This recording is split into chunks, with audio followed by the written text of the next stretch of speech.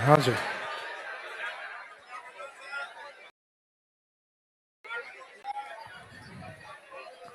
कहाँ तक कंप्लीट हो गया था लास्ट में अपना? थली और तली हो गया था कंप्लीट। तो अपना टॉपिक नंबर 3 स्टार्ट किया था अपन ने, जिसमें कुछ हिस्टोरिकल लोकेशन और कुछ ज्योग्राफिकल साइट आएंगे, उनकी प्रेजेंट लोकेशन क्या है ये देखना है। तो उसमें दो शब्दों को अपन ने कवर किया था। स्टार्टिंग वाले में थे वागड़ और बांगड़। तो वागड़ तो होता है राजस्थान का ट्राइबल एरिया। ट्राइबल एरिया यानी दक्षिणी राजस्थान,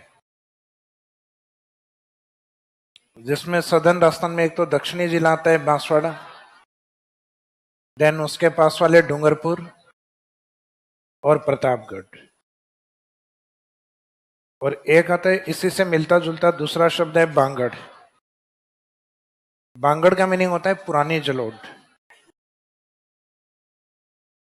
जो ओल्ड एलुवियल सॉइल है, जो कि मुख्यतः अरावली के पश्चिमी भाग में पाई जाती है। ये वाला एरिया जिसमें पाली के टच में नागौर, सीकर और झुंझुनू, और एक इनसे बना हुआ नया जिला नीम का थाना।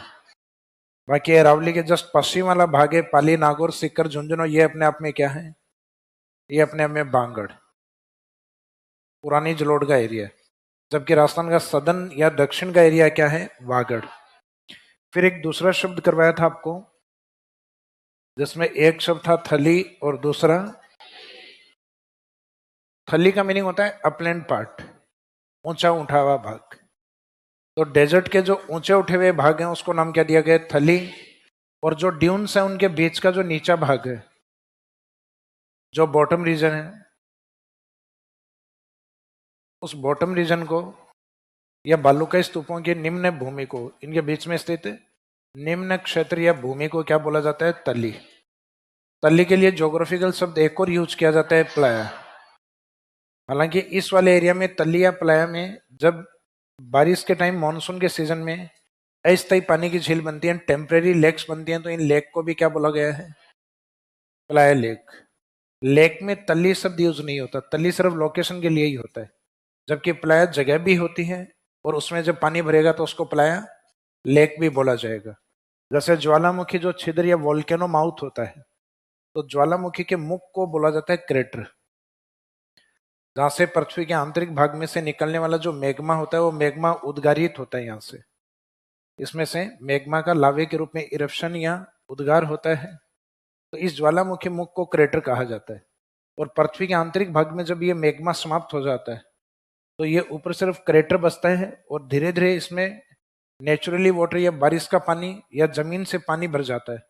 तो इस क्रेटर में जो पानी भरने के बाद में जो लेक बनती है उसको क्या बोलते हैं? Crater lake. तो इसका मीनिंग क्रेटर अपने आप में एक अलग कॉन्सेप्ट है, और जब उसमें पानी भरेगा तो फिर एक नया कॉन्सेप्ट आएगा, क्रेटर लेक। तो सेम वैसे ही बालुका स्तूपों की इस निम्न भूमि को, तल्ली को कहा जाता है प्लाय, और जब इसमें पानी भरता है तो इसको प्लाय लेक या प्लाय झील कहा जाता है।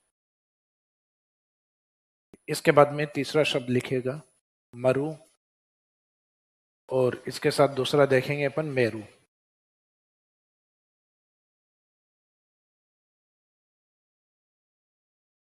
मरु का तो वैसे इसका जो शब्द लिखा है इससे भी समझ में आ रहा है। मरु यानी मरुस्थलीय भाग, डेजर्ट एरिया। और मेरू कहा जाता है, पौराणिक ग्रंथों के अंदर एक पर्वत का नाम था मेरू। तो राजस्थान में जो मेरू यानी माउंटेन है वो कौन है? अरावली। तो ये जो मेरू है ये राजस्थान में इंडिकेट करेगा अरावली को, और जो मरु है वो किसको इंडिकेट करेगा? मरुस्थलीय डेजर्ट एरिया को। तो राजस्थान के मैप में अगर हम देखें तो राजस्थान के जो फिजिकल डिवीजन है उसमें एक तो राजस्थान का पश्चिमी भाग है, जो मुख्यतः किसके रूप में है? मरुस्थल के रूप में, डेजर्ट के रूप में। इस डेजर्ट के स्थान पे पहले क्या था? यहां था टेथिस सी। आपको बताया भी था फर्स्ट टॉपिक में कि राजस्थान का निर्माण हुआ है वो जीटी पे हुआ है, गोंडवाना लैंड पे और टेथिस सागर। राजस्थान के दो भाग ऐसे हैं जो गोंडवाना लैंड से बने हैं, अरावली और हाड़ौती, और टेथिस सागर पे बने हुए हैं डेजर्ट और राजस्थान का ईस्टर्न प्लेन, राजस्थान का पूर्वी मैदान। तो इसका मीनिंग राजस्थान का जो पश्चिमी मरुस्थलीय भाग है उसको क्या बोला गया है? मरु बोला गया है। जिसका निर्माण किस पर हुआ है? टेथिस सागर पर हुआ है। तो डेफिनेशन लिखिए मरु की। राजस्थान के पश्चिमी मरुस्थलीय क्षेत्र को western desert area of Rajasthan, western desert region या desert area of Rajasthan is known as Maru. Rajasthan के पश्चिमी मरुस्थलीय क्षेत्र को, राजस्थान के पश्चिमी मरुस्थलीय क्षेत्र को मरु कहा जाता है। Western desert area of Rajasthan is known as Maru, जिसका निर्माण टेथिस सागर पर हुआ है, which is formed on Tethys sea, which is formed on Tethys sea, जिसका निर्माण टेथिस सागर पर हुआ है।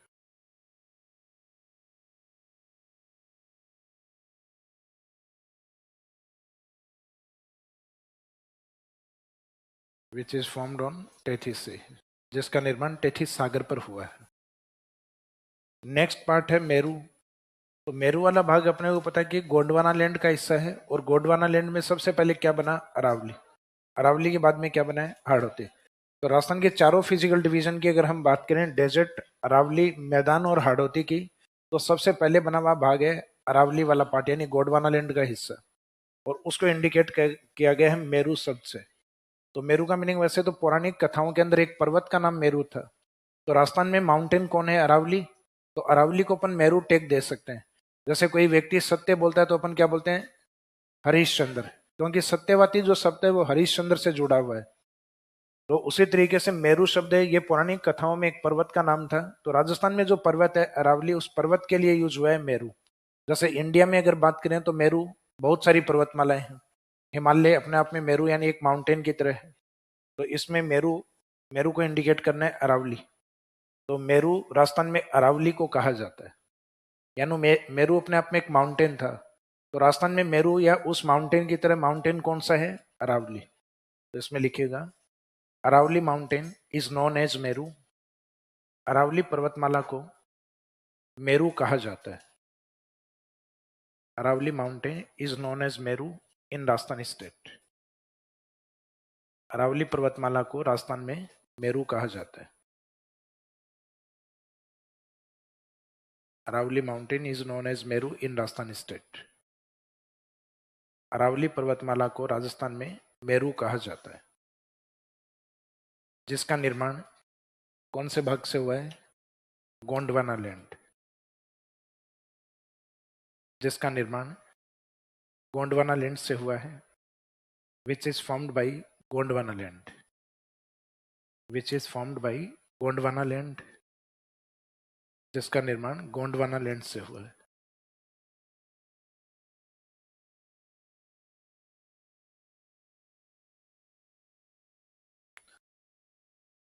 और राजस्थान के जो चारों भौतिक प्रदेश बताए थे मैंने, इसमें सबसे नवीनतम तो बताया था मैदान, और अरावली को बताया था राजस्थान का ओल्डेस्ट फिजिकल डिवीजन की, राजस्थान का प्राचीनतम भौतिक प्रदेश है, तो जिसका निर्माण गोंडवाना लैंड से हुआ है। इसी में एक नेक्स्ट लाइन और लिखिएगा, यह है राजस्थान का प्राचीनतम भौतिक प्रदेश है।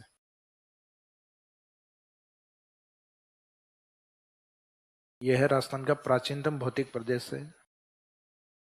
It's an oldest physical division of Rajasthan. यह है राजस्थान का प्राचीनतम भौतिक प्रदेश है। It's an oldest physical division of Rajasthan.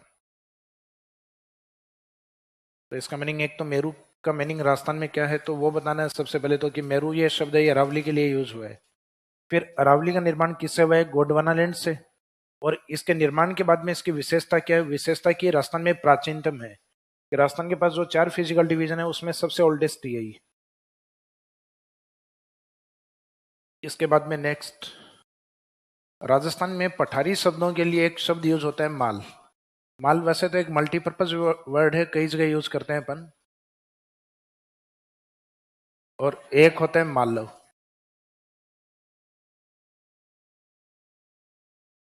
रुको,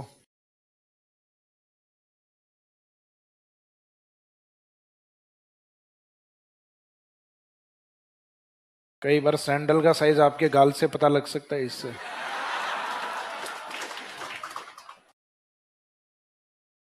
तो राजस्थान के जो भौतिक प्रदेश हैं जिसमें मरु, मेरु, मैदान और माल क्षेत्र, तो ये हाड़ौती वाला जो एरिया है,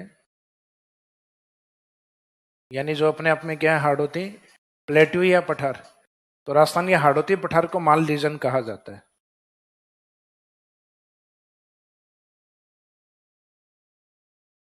Hadoti plateau region is known as माल।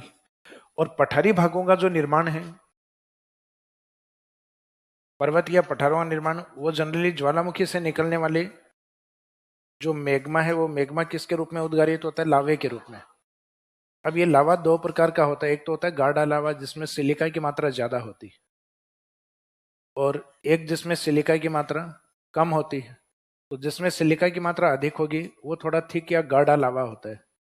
तो गाढ़ा लावा जैसे ये ब्लास्ट होगा तो एज इट इज जम जाता है ऐसे वोल्केनो से, तो उसमें बेस अधिक चौड़ा होता है और शीर्ष भाग होता है वो नोकीला होता है। तो इससे बनने वाला जो स्ट्रक्चर होता है वो माउंटेन या पर्वत होता है। और जब लावा लिक्विडिक फॉर्म में होता है, तरल लावा होता है, यानी जिसमें सिलिका की मात्रा कम होती है, तो लावा दूर तक बहता है। तो दूर तक बहने से जो ऊपर वाला जो ये वाला जो बेस है, बेस और इस प्रकार का नोकीला भाग वो नहीं बन के दूर तक बहने से सपाट एरिया बनता है। तो धरातल से तो थोड़ा ऊंचा हो गया और चट्टानी भाग भी हो गया, लेकिन ऊपर का भाग लगभग समतल सा होता है। तो चट्टानी भाग और ऊपर से सपाट होता है उसको हम मानते हैं पठार। और इस प्रकार का लावा जिसमें सिलिका की मात्रा कम होती है वो होता है बेसाल्ट लावा, यानी ये चट्टाने होती हैं बेसाल्ट। इग्निस रॉक्स का ही एक एग्जाम्पल है। तो बेसाल्ट लावा, तो बेसाल्ट लावे के द्वारा मुख्यतः बनने वाले स्ट्रक्चर को क्या बोलते हैं, पठार। तो इसका मीनिंग जो माल रीजन वो क्या है राजस्थान में, तो एक तो वो बताना कि हाड़ौती रीजन है या हाड़ौती प्लेट्यू है।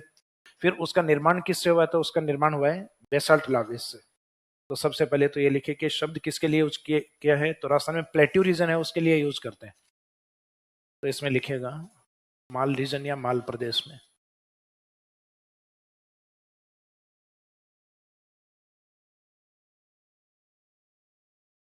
राजस्थान के हाड़ौती पठार को माल प्रदेश कहा जाता है। Hadoti plateau of Rajasthan is called या is known as Mal region. Hadoti plateau of Rajasthan is known as या is called mall region. Rajasthan के हाड़ौती पठार को माल प्रदेश कहा जाता है। राजस्थान के हाड़ौती पठार को माल प्रदेश कहा जाता है, जिसका निर्माण which is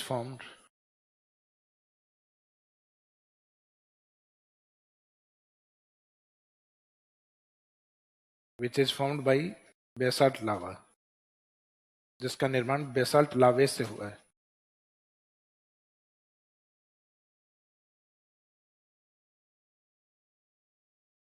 जिसका निर्माण बेसाल्ट लावे से हुआ है।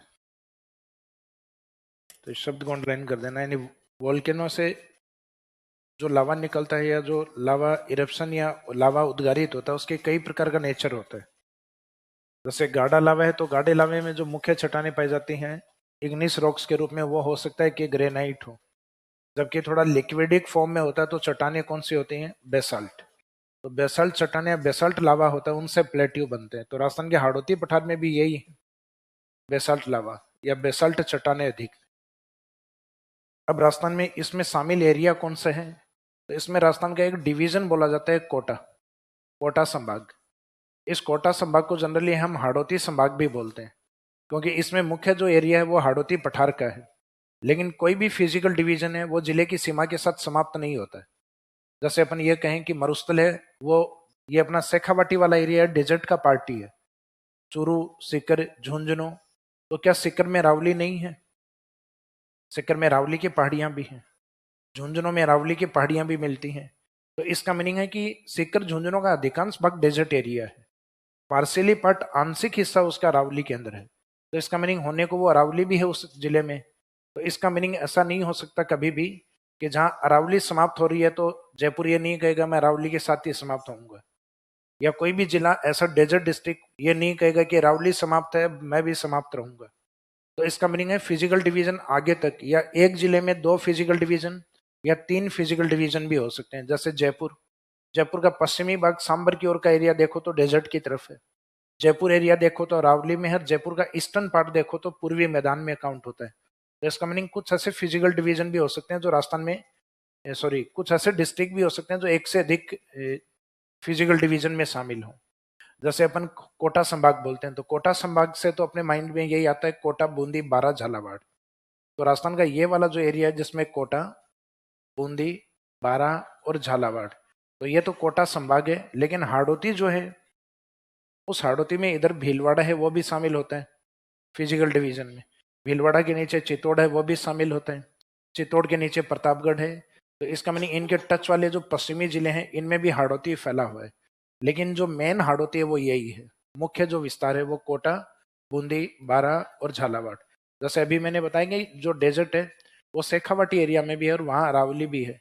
लेकिन अरावली वहाँ कम है, तो अरावली को मेनली उस एरिया में नहीं मानेंगे। उस एरिया को मेनली किस में मानेंगे? डेजर्ट में मानेंगे। तो वैसे ही जो हाड़ौती जो माल क्षेत्र है वो कोटा, बूंदी, बारा और झालावाड़ में अधिक है। और आगे जब हम फिजिकल डिवीजन पढ़ेंगे तो हाड़ौती पठार में कितने जिले बताएंगे? 7। तो अब जो मेन है सिर्फ वही लिखवा रहे हैं। तो इसमें जो नेक्स्ट लाइन है वो लिखना। इसमें शामिल क्षेत्र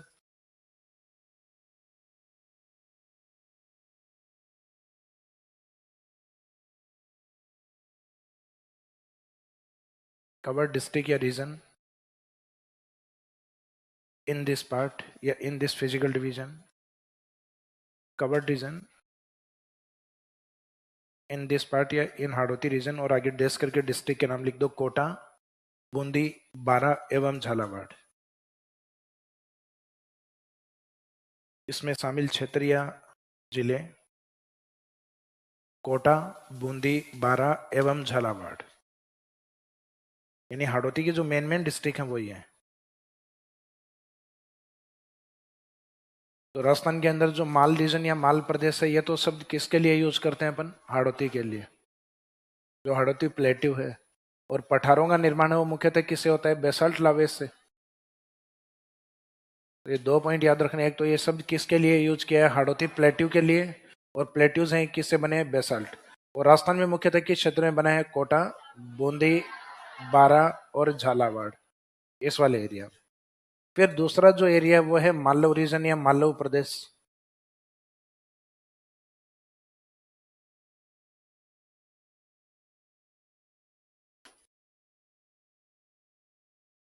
तो मालव रीजन का मीनिंग क्या है?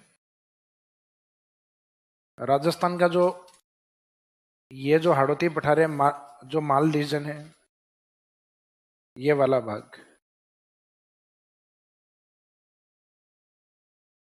मध्य प्रदेश में पठारी भाग को यानी से जुड़ा हुआ जो भाग है इस साइड वाला, उस भाग को नाम दिया जाता है मध्य प्रदेश की ओर मालवा। तो अपने इधर सिर्फ माल है और उनके यहाँ मालवा है।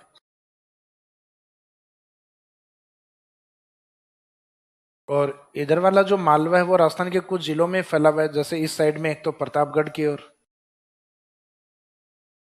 और एक इस साइड में हाड़ौती वाला जो जिला है झालावाड़। तो इन जिलों में फैला हुआ है। तो राजस्थान के अंदर मालव प्रदेश में इनको ही माना जाता है कि Pratapgarh and Jhalawar are known as Malav region where Malwa plateau is extent, जहां मालवा पठार का विस्तार है या फैले हुए हैं।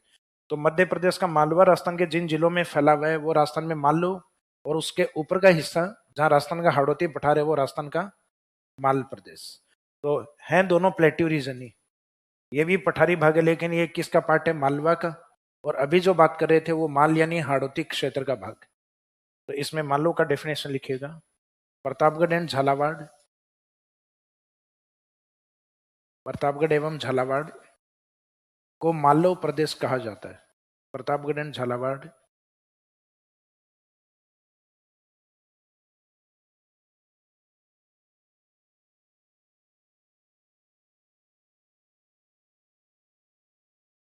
Pratapgarh and Jhalawar are known as Malav region. Pratapgarh एवं झालावाड़ को मालव प्रदेश कहा जाता है क्योंकि यहाँ मालवा पठार का विस्तार, because Malwa plateau is extent in this region, because Malwa plateau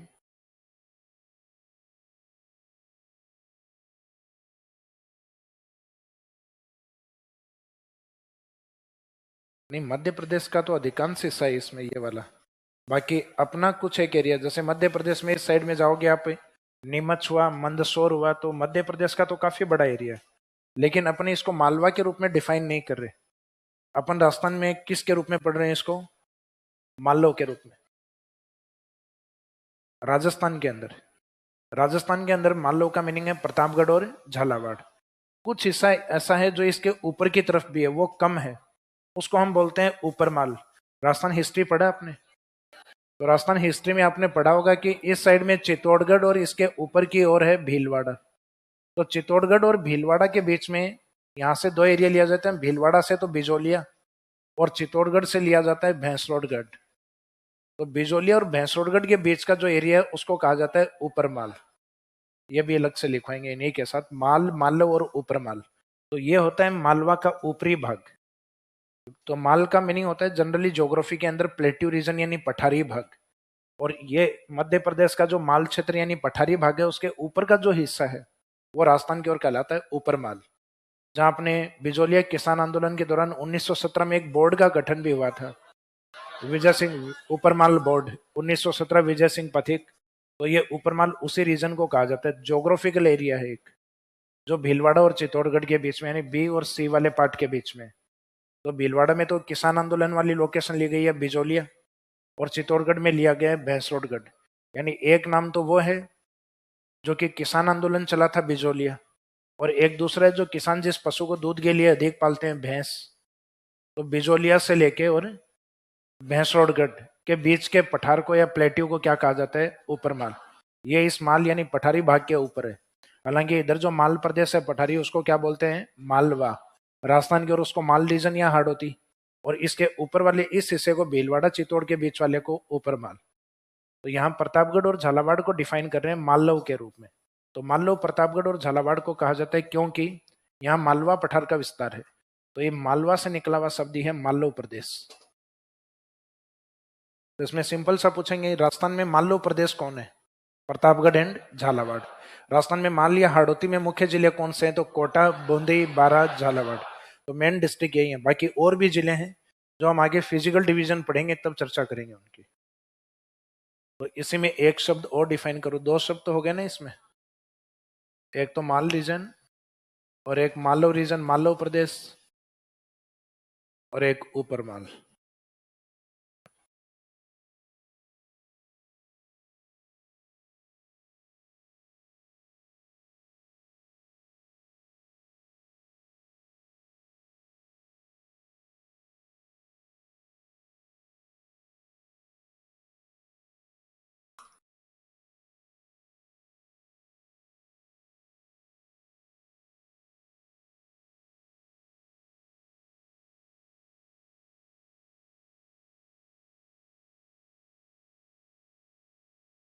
ऊपर माल में लिखिएगा इट्स ए प्लेट्यू रीजन, यह एक पठारी क्षेत्र है।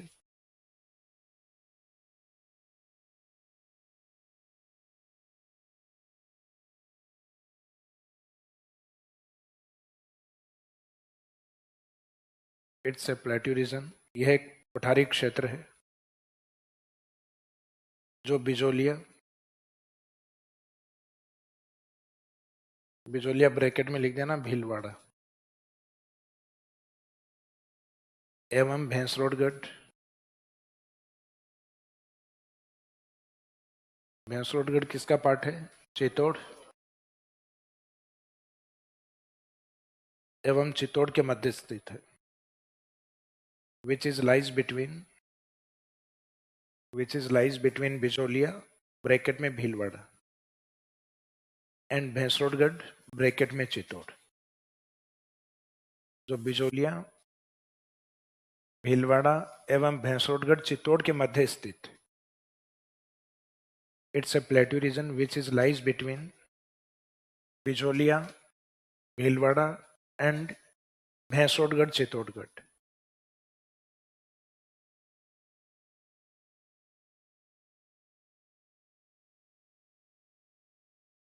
भैंसरोडगढ़ चित्तौड़गढ़। इसमें लोकेशन एग्जामिनर हो सकता है कि इसमें डिस्ट्रिक्ट को देके पूछे, कि भीलवाड़ा चित्तौड़ के बीच के भौगोलिक क्षेत्र को क्या कहा जाता है, पठारी भाग को क्या कहा जाता है, ऊपरमाल पठार कहा जाता है, जिसका संबंध बिजोलिया किसान आंदोलन से भी रहा है। क्योंकि इस किसान आंदोलन में इस ज्योग्राफिकल जो एरिया है, ये भौगोलिक क्षेत्र का जो नाम है ऊपरमाल क्षेत्र, उसी नाम से एक बोर्ड का गठन किया था यहाँ, ऊपरमाल बोर्ड। तो वो ऊपरमाल बोर्ड इसीलिए था क्योंकि इस भौगोलिक क्षेत्र को ऊपरमाल कहा जाता है, भीलवाड़ा बिजोलिया के बीच में।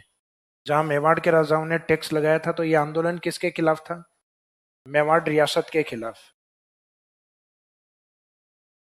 इसके बाद में नेक्स्ट अगला शब्द कौन सा है, नंबर 6 5।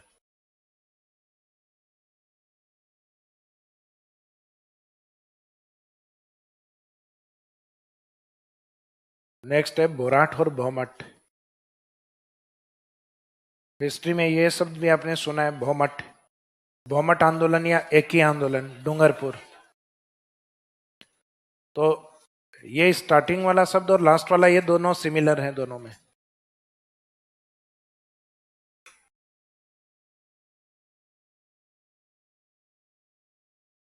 फर्क सिर्फ किस शब्द का है, रा का और मैं का।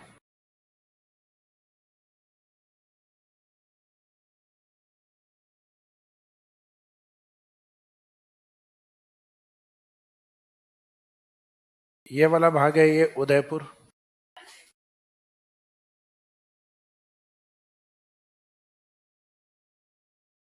इसमें एक उदयपुर के जस्ट ऊपर का हिस्सा है राजसमंद। उदयपुर से ही अलग होके बना था ये जिला, पहले बन चुका है, अभी नहीं बना। एक उदयपुर के दक्षिण का भाग है डूंगरपुर। तो उदयपुर और राजसमंद के बीच का जो एरिया है ये बोराट कहलाता है। और इस साइड में उदयपुर और डूंगरपुर के बीच का जो पहाड़ी और पठारी क्षेत्र है, ऊपर वाला तो प्लेट्यू एरिया पठार है, और इधर उदयपुर और डूंगरपुर के बीच का पहाड़ी और पठारी दोनों का मिक्स है, यानी hills and plateau region, which is lies between Udaipur and mainly Dungarpur, जो मुख्यतः उदयपुर एवं मुख्यतः डूंगरपुर में स्थित है। मीनिंग यह है कि भौमट के अंदर अगर ऑप्शन उदयपुर और डूंगरपुर अलग अलग दिया गया है, तो भौमट का मेन एरिया कहाँ पर है, डूंगरपुर की ओर, जिस ओर मुख्यतः एक ट्राइब्स निवास करती है, भील जनजाति। तो इस एरिया में मुख्यतः भील जनजाति अधिक रहती है, या Bhil tribe is mostly found in this region, Bhomat. तो इसमें फर्क इस शब्द का रहेगा, जैसे बोराट पूछा है या भौमट पूछा है, तो इन दोनों में एक तो कॉमन जिला लेना होता है अपने को, उदयपुर डिस्ट्रिक्ट। तो इसका मीनिंग उदयपुर तो डिसाइड नहीं कर पाएगा कौन सा है, क्योंकि वो तो कॉमन है दोनों में। तो उदयपुर के साथ कौन सा है, अगर बोराट है तो उसमें राजसमंद रहेगा, रा वाला है तो उसमें राजसमंद रहेगा, रा नहीं है तो इसका मीनिंग फिर उसमें डूंगरपुर रहेगा। तो ये रट के रखिए कि उदयपुर और राजसमंद वाला है तो इसका मीनिंग है बोराट, और अगर रा नहीं आ रहा है तो इसका मीनिंग वो राजसमंद नहीं आएगा, उसमें अपोजिट वाला आएगा डूंगरपुर। तो उदयपुर और डूंगरपुर के बीच का पहाड़ी और पठारी क्षेत्र क्या कहलाता है, भौमट। तो पहले रा वाला लिखो, उल्टा लिख दिया क्या मैंने, अच्छा।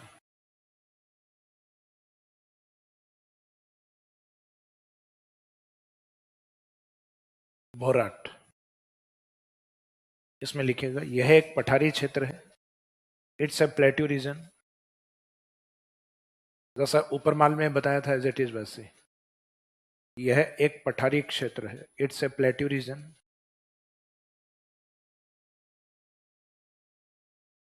अब इसमें दो पहाड़ियां इंडिकेट की जाती हैं। राजसमंद की ओर तो इस एरिया को इंडिकेट करता है कुंभलगढ़, वही कुंभलगढ़ जहां कुंभलगढ़ फोर्ट बना हुआ है, और जिसके ऊपर के कटारगढ़ के लिए अबुल फजल का एक इंपॉर्टेंट स्टेटमेंट है कि भाई इसको देखते टाइम सर की पगड़ी, तो वही कुंभलगढ़ है। तो कुंभलगढ़ फोर्ट जहां पे है उस पहाड़ी को बोलते हैं कुंभलगढ़ हिल्स। इधर उदयपुर की ओर आओगे तो उदयपुर में एक हिल्स आती है गोगुंदा। तो इसका मीनिंग है कि जो कुंभलगढ़ है, ये आपको पता है कि हिस्ट्री में कुंभलगढ़ आपने कहाँ पढ़ा है, राजसमंद। तो राजसमंद को रिप्रेजेंट कौन करेगा यहाँ, कुंभलगढ़ हिल्स। और गोगुंदा कहाँ पर है, उदयपुर। तो उदयपुर को इंडिकेट कौन करेगा, गोगुंदा। इस प्लेट्यू को जनरली इन लोकेशन के अकॉर्डिंग ज्यादा पूछा जाता है, हिल्स के अकॉर्डिंग, कि राजस्थान में कुंभलगढ़ यानी राजसमंद एवं गोगुंदा हिल्स, गोगुंदा यानी उदयपुर के बीच के पठारी क्षेत्र को क्या कहा जाता है, बोराट का पठार।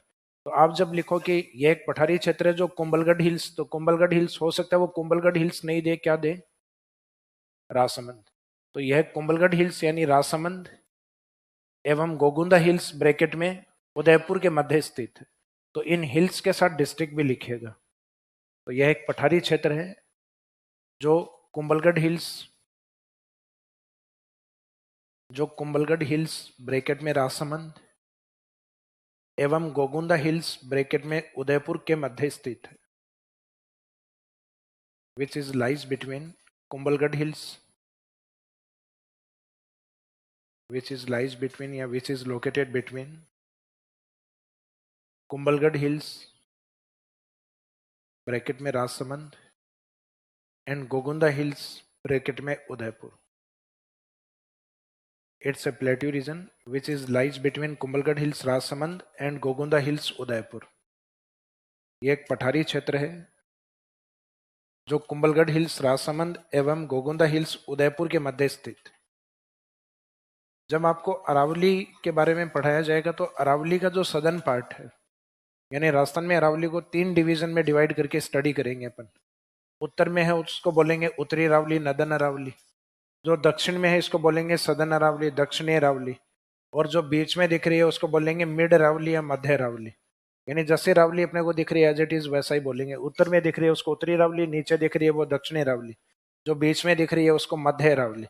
तो ये सदर्न अरावली है, उसकी चौड़ाई बहुत ज्यादा है, इस कारण इसको फिर से 2 पार्ट्स में डिवाइड करेंगे। उसका इधर वाला ये जो पार्ट है इसको बोला जाएगा मेवाड़ अरावली, जो कि राजसमंद, उदयपुर, डूंगरपुर, क्योंकि हिस्ट्री में आपने पढ़ा है कि ये एरिया मेवाड़ है।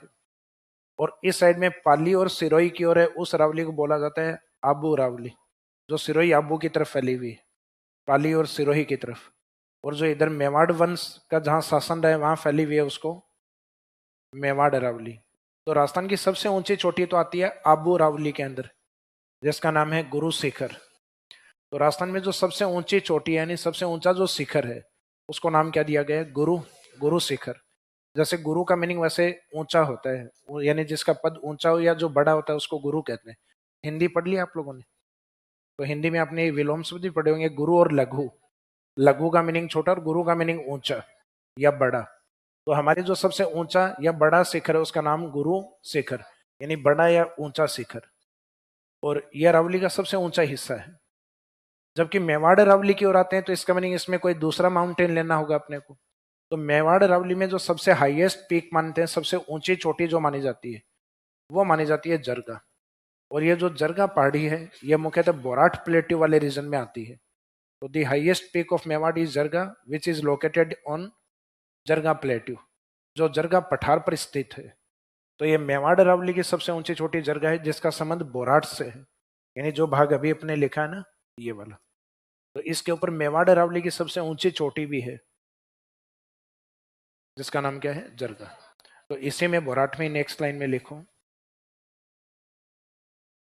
मेवाड़ अरावली की सर्वोच्च चोटी जरगा है जो बोराट पठार पर स्थित है। यानी इस बोराट पठार का इंपॉर्टेंस इस चोटी को लेकर भी है। मेवाड़ अरावली की सर्वोच्च चोटी या सबसे ऊंची चोटी जरगा है। The highest peak of Mewar Aravalli is Jarga. The highest peak of Mewar Aravalli is Jarga. Mewar Aravalli की सर्वोच्च चोटी जरगा है जो बोराट पर स्थित है या बोराट पठार पर स्थित है, विच इज सिचुएटेड और लोकेटेड ऑन बोराट प्लेट्यू।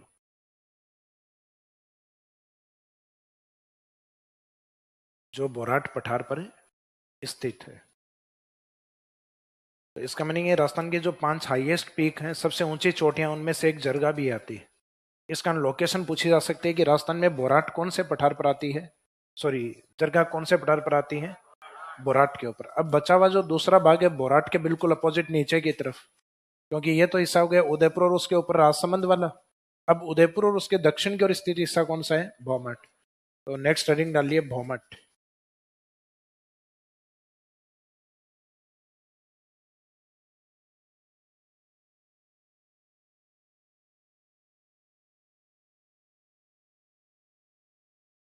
तो भौमट में लिखिएगा, ये एक पहाड़ी एवं पठारी क्षेत्र है। It's A hills and plateau region. ये एक पहाड़ी एवं पठारी क्षेत्र है। यानी दोनों का मिक्सअप है। यहाँ हिल्स और प्लेट्यू दोनों ही मिलते हैं। It's a hills and plateau region. ये एक पहाड़ी एवं पठारी क्षेत्र है जो उदयपुर एवं मुख्यतः डूंगरपुर में विस्तृत है।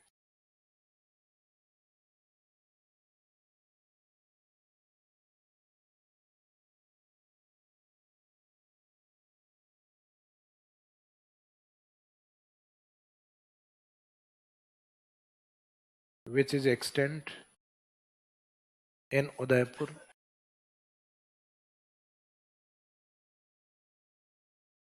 and मेलनी डूंगरपुर,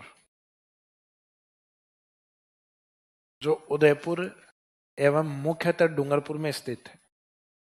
तो इसमें जो लिखा ना कि which is extent in Udaipur and mainly Dungarpur, तो इसमें डूंगरपुर को अंडरलाइन कर दीजिएगा। यानी मुख्यतः कहां पर है? डूंगरपुर। तो दोनों एग्जाम में एक साथ आते हैं कि उदयपुर डूंगरपुर, तब दोनों ठीक है। और जब दोनों ऑप्शन अलग अलग और एक को आंसर लेना हो तो ये मुख्य हिस्सा डूंगरपुर का है। अभी एरिया फेमस क्यों है? भोमट भीलों के लिए, कि यहाँ भील जनजाति अधिक है। तो इसमें लिखेगा, इसे मैं नेक्स्ट लाइन में लिख दीजिए, Bhil tribe, Bhil tribe is mostly found here. यहाँ भील जनजाति अधिक पाई जाती है। Bhil tribe is mostly found here.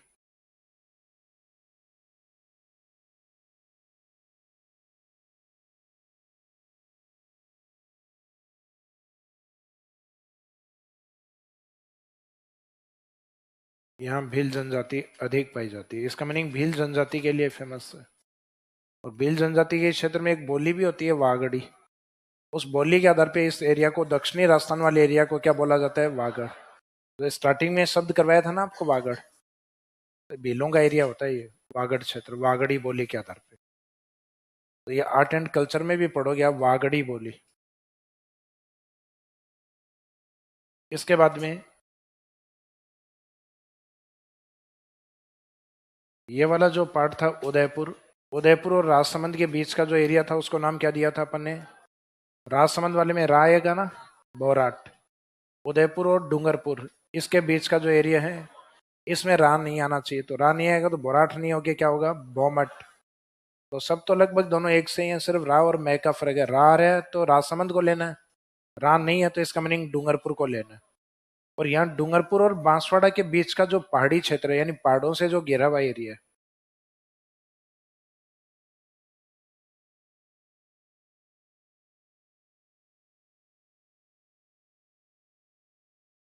उस एरिया को नाम दिया जाता है मेवल।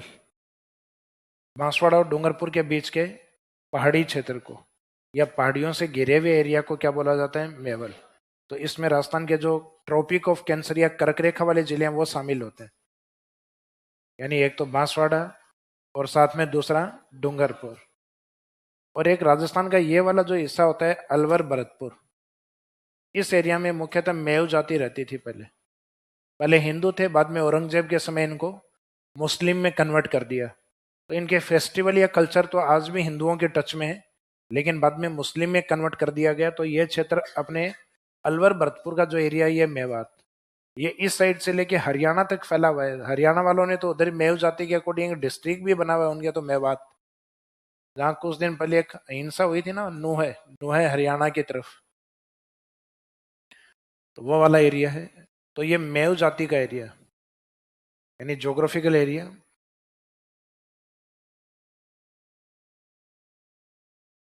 Of Mev cast.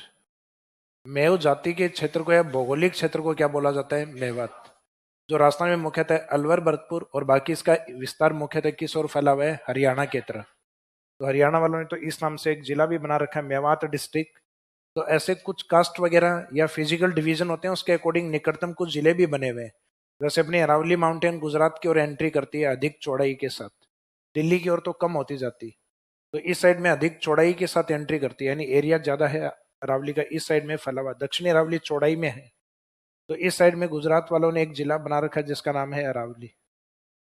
अरावली से निकलने वाली एक नदी है पश्चिमी बनास, तो इन्होंने बना रखा है बनास कांठा। साबरमती जाती है तो वहां बना रखा है साबरकांठा। यहां से माही जाती है तो माही कांठा नहीं है, मही सागर। स्पेलिंग तो हालांकि देख के एक बार तो यूं लगेगा जैसे माही सागर, तो माही नहीं, इसको क्या बोला गया है, मही सागर। तो दूसरा है मही सागर। तो राजस्थान के जो फिजियोग्राफिक करेक्टरिस्टिक्स हैं, यानी हमारी जो भूआकृतिक स्थलाकृतियां हैं, उनसे रिलेवेंट उन्होंने कुछ शब्द दे रखे हैं। तो यहाँ मेव जाति के अकॉर्डिंग भी हरियाणा ने एक डिस्ट्रिक्ट बना रखा है जिसका नाम है मेवात। लेकिन राजस्थान में मेवात को प्रेजेंट करता है अलवर और भरतपुर, जहां मेव जाति रहती है। तो geographical area of Mev caste is known as Mewat. और इस क्षेत्र में एक काउ ब्रीड गाय की नस्ल भी पाली जाती है हमारे यहाँ, जिसको हम क्या बोलते हैं, मेवाती गाय की नस्ल। जैसे इस साइड में मध्य प्रदेश वाला जो एरिया है मालवा, तो वहां पे पाली जाने वाली गाय की नस्ल को मालवी।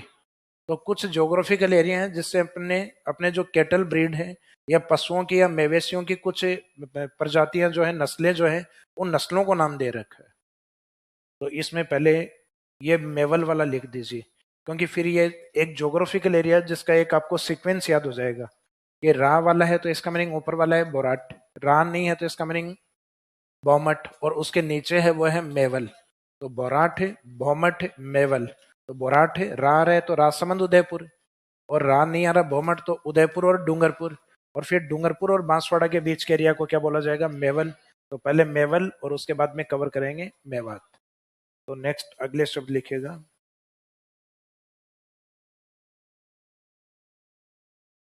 जो भी हेडिंग है 6 7,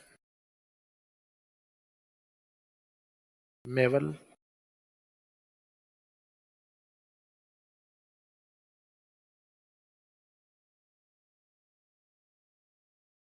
मेवल में लिखिएगा।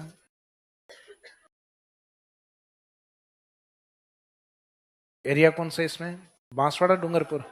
तो इसमें लिखिएगा ये बांसवाड़ा डूंगरपुर के मध्य स्थित है।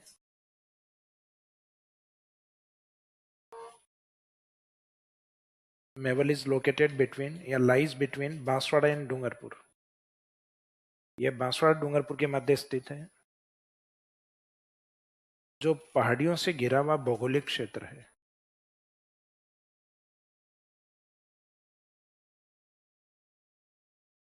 जो पहाड़ियों से घिरा हुआ भौगोलिक क्षेत्र है।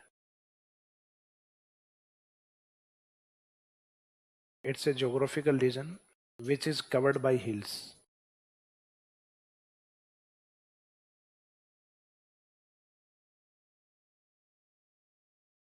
It's a geographical region which is covered by hills, जो पहाड़ियों से घिरा हुआ भौगोलिक क्षेत्र।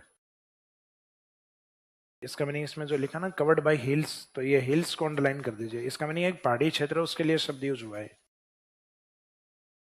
और इसमें एरिया या डिस्ट्रिक्ट कौन से लिए गए हैं वो पहले बता दिए अपन ने, कि बांसवाड़ा और डूंगरपुर के बीच का एरिया है।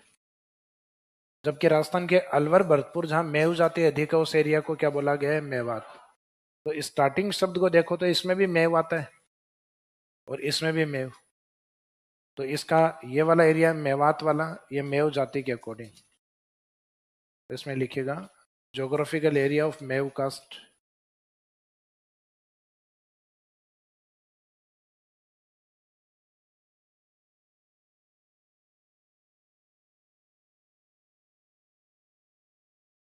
मेव जाति के भौगोलिक क्षेत्र को, मेव जाति के भौगोलिक क्षेत्र को मेवात कहा जाता है।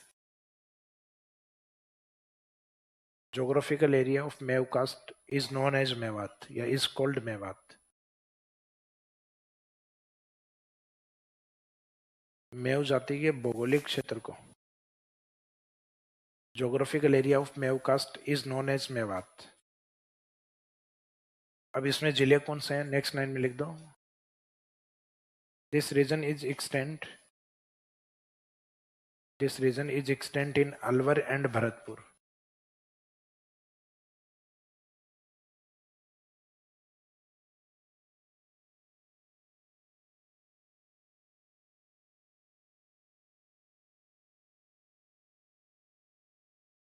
जिसका विस्तार अलवर एवं भरतपुर में।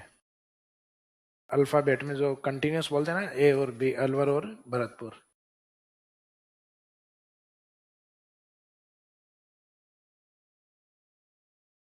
जिनको अपन पहले ये भी मानते थे ना NCR district, national capital region, राष्ट्रीय राजधानी क्षेत्र में आने वाले जिले। अब तो हालांकि इनके कुछ पार्ट हैं जो दिल्ली के नजदीक वाले होंगे, उन्हीं को माना जाएगा। जैसे अलवर का तो हो गया, कोटपुतली बहरोड, खैरथल तिजारा का कुछ पार्ट भी आएगा, लेकिन जो मेन अलवर है वो नीचे रह गया, अब दिल्ली के टच में नहीं है वो। और फिर एक भाग भरतपुर का जो ऊपर वाला हिस्सा क्या हो गया इसका, डीग। तो आने वाले टाइम में वापस से गवर्नमेंट को इनको नोटिफाइड करना होगा कि कौन सा एरिया इनका एनसीआर में काउंट होगा, कि भाई अलवर काउंट होगा या अलवर से जो अलग हुए हिस्से हैं वो काउंट होंगे। तो फिर से गवर्नमेंट इनको जारी करेगी, तभी पता चलेगा कि प्रॉपर क्या है। तो अभी तक तो जो डॉक्यूमेंट्स डिक्लेरेशन है वो अपना दो ही डिस्ट्रिक्ट है, A and B, Alwar and Bharatpur. जो आप राजस्थान के एकीकरण के चरण में पहले 4 जिले पढ़ते हो ना, उसमें पहले 2 हैं, उसमें पढ़ते हो मत्स्य यूनियन, अलवर, भरतपुर, करौली, धौलपुर। उसमें ये अलवर और भरतपुर ये एनसीआर एरिया, मेव जाति का क्षेत्र। तो राजस्थान के अंदर अभी जो शब्द करवाए समझ में आ गए। मरु एरिया क्या है? मरु का मीनिंग मरुस्थल को शॉर्ट में बोला है। तो अरावली के पश्चिम का जो डेजर्ट एरिया है वो मरु है, जो किस पे बना हुआ है? पैंतीस सागर। अरावली के ईस्ट में जो माउंटेन है अरावली, उसको क्या कहा जाता है? मेरू, जिसका निर्माण गोंडवाना लैंड पर हुआ है और ओल्डेस्ट फिजिकल डिवीजन है, प्राचीनतम भौतिक प्रदेश। फिर उसके और आगे चलेंगे तो एरिया आएगा माल, और मध्य प्रदेश की ओर आएगा मालवा। और मालवा का वो भाग जो प्रतापगढ़ झालावाड़ में फैला हुआ है, तो उसको मालवा नहीं बोल के माललो बोलते हैं। और उस माललो के ऊपर का हिस्सा ऊपर माल, जो कि भीलवाड़ा यानी भिजोलिया और चित्तौड़गढ़ यानी भैंसरोडगढ़ के बीच में फैला हुआ है। मेऊ जाति का एरिया है वो मेवात, अलवर और भरतपुर। और मुख्यतः बांसवाड़ा डूंगरपुर के बीच का जो पहाड़ी क्षेत्र है वो मेवल है। और डूंगरपुर और उदयपुर के बीच का पठारी क्षेत्र वो भोमट या भोराट। रहा आता है तो उसमें राजसमंद को शामिल किया जाएगा, अगर नहीं आ रहा तो इसका मीनिंग डूंगरपुर। तो उदयपुर और डूंगरपुर के बीच के पहाड़ी और पठारी क्षेत्र को बोमट, और उदयपुर और राजसमंद, तो राजसमंद आ रहा है, इसका मीनिंग रा वाला आएगा बोराट, जिसपे मेवाड़ की सबसे ऊंची चोटी जरगा स्थित है। अब इसके बाद में नेक्स्ट ये सब सुना हुआ है आपका शेखावाटी। इससे मिलता जुलता एक शब्द और आता है तोरावाटी। तो पहले ये कवर करेंगे अपन, उसके बाद में तोरावाटी।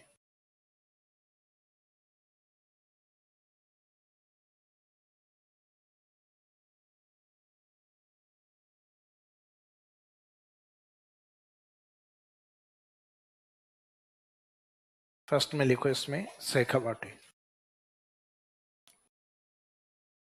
राजस्थान का जो जयपुर के ऊपर वाला हिस्सा है, जयपुर यानी जो ढूंढ नदी का एरिया यानी ढूंढाड़ एरिया कहते हैं जयपुर के आसपास के क्षेत्र को। राजस्थान का आर्ट एंड कल्चर पढ़ोगे तो उसमें राजस्थान में एक बोली दी हुई है आपके, ढूंढाड़ी। तो ढूंढाड़ी की एक उप बोली होती है जो नदन में बोली जाती है, तोरावाटी। तो तोरावाटी अपने आप में एक ज्योग्राफिकल एरिया भी है, जिसका संबंध उस क्षेत्र में कांतरी नदी के पास रहने वाले एक वंश से उसका मीनिंग लिया जाता है, तंवर। तो ये तंवर वंशजों का एरिया है। और इस क्षेत्र में मुख्यतः शेखावत भी अधिक थे, यानी जो अपने जनरल कास्ट में शेखावत आते हैं। धीरे धीरे जैसे कि राजतंत्र अपने यहाँ समाप्त हुआ और जमीनें जो थी, जिन काश्तकारी जिन जमीनों के ऊपर किसान किया करते थे वो किसान के अधिकृत की गई, कि भाई जिस जमीन पे जो राजा से लीज लेके करते थे पहले किसान, तो जमीन थी वो सारी राजा की थी। और उस पर किसान बुआई करता तो राजा को बदले में क्या देना होता था? एक टैक्स, माल बोलते थे ना, माल या कर। तो माल या कर या जो टैक्स देना होता था, तो टैक्स के रूप में उसके पास पैसा। लेकिन जैसे ही राजतंत्र समाप्त हुआ तो जिन जमीनों पे किसान बुआई कर रहा था उसके ऊपर उसको अधिकार दे दिए कि उसके इंडिविजुअल राइट्स हैं, जो जहां जमीन पे बुआई कर रहा है वो जमीन उसी की है। तो उसके बाद में धीरे धीरे जैसे ही राजतंत्र समाप्त हुआ, उसके बाद इस साइड में शेखावाटी के जो शेखावत है उनका माइग्रेशन धीरे धीरे जयपुर की ओर होना स्टार्ट हुआ। तो जयपुर की जो उत्तरी कॉलोनी है नदन की तरफ, जैसे कि झोटवाड़ा और जैसे विद्याधर नगर, इस साइड में शेखावाटी के शेखावत अधिक है। तो इसका मीनिंग अब ये शेखावाटी क्षेत्र है, ये वर्तमान में शेखावत बाहुल्य क्षेत्र नहीं है। कास्ट के अकॉर्डिंग देखा जाए तो इस साइड में अब जाट जाति अधिक है, जबकि इस साइड में जो माइग्रेट हैं वो शेखावत इधर हो गए। लेकिन हम ये नहीं कहेंगे शेखावाटी ये है। तो शेखावाटी तो प्राचीन तौर पे वही है, जिसको रिप्रेजेंट कौन कौन से डिस्ट्रिक्ट करते हैं? चूरू, सीकर झुंझुनू, एक नया जिला और बन गया अब नीम का थाना। तो इसमें लिखेगा शेखावत वंशजों के क्षेत्र को या शेखावत वंशजों के भौगोलिक क्षेत्र को, ज्योग्राफिकल एरिया ऑफ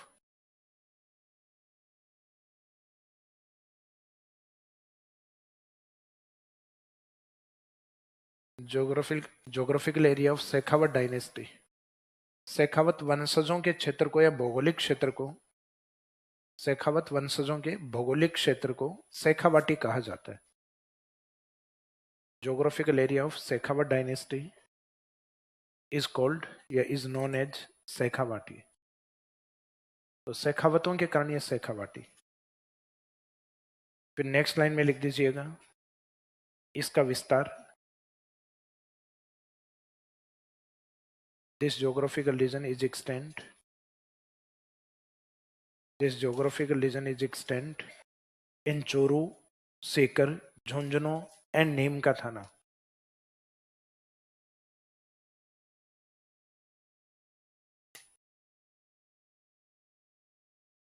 जिसका विस्तार चूरू, सीकर, झुंझुनू एवं नीम का थाना में।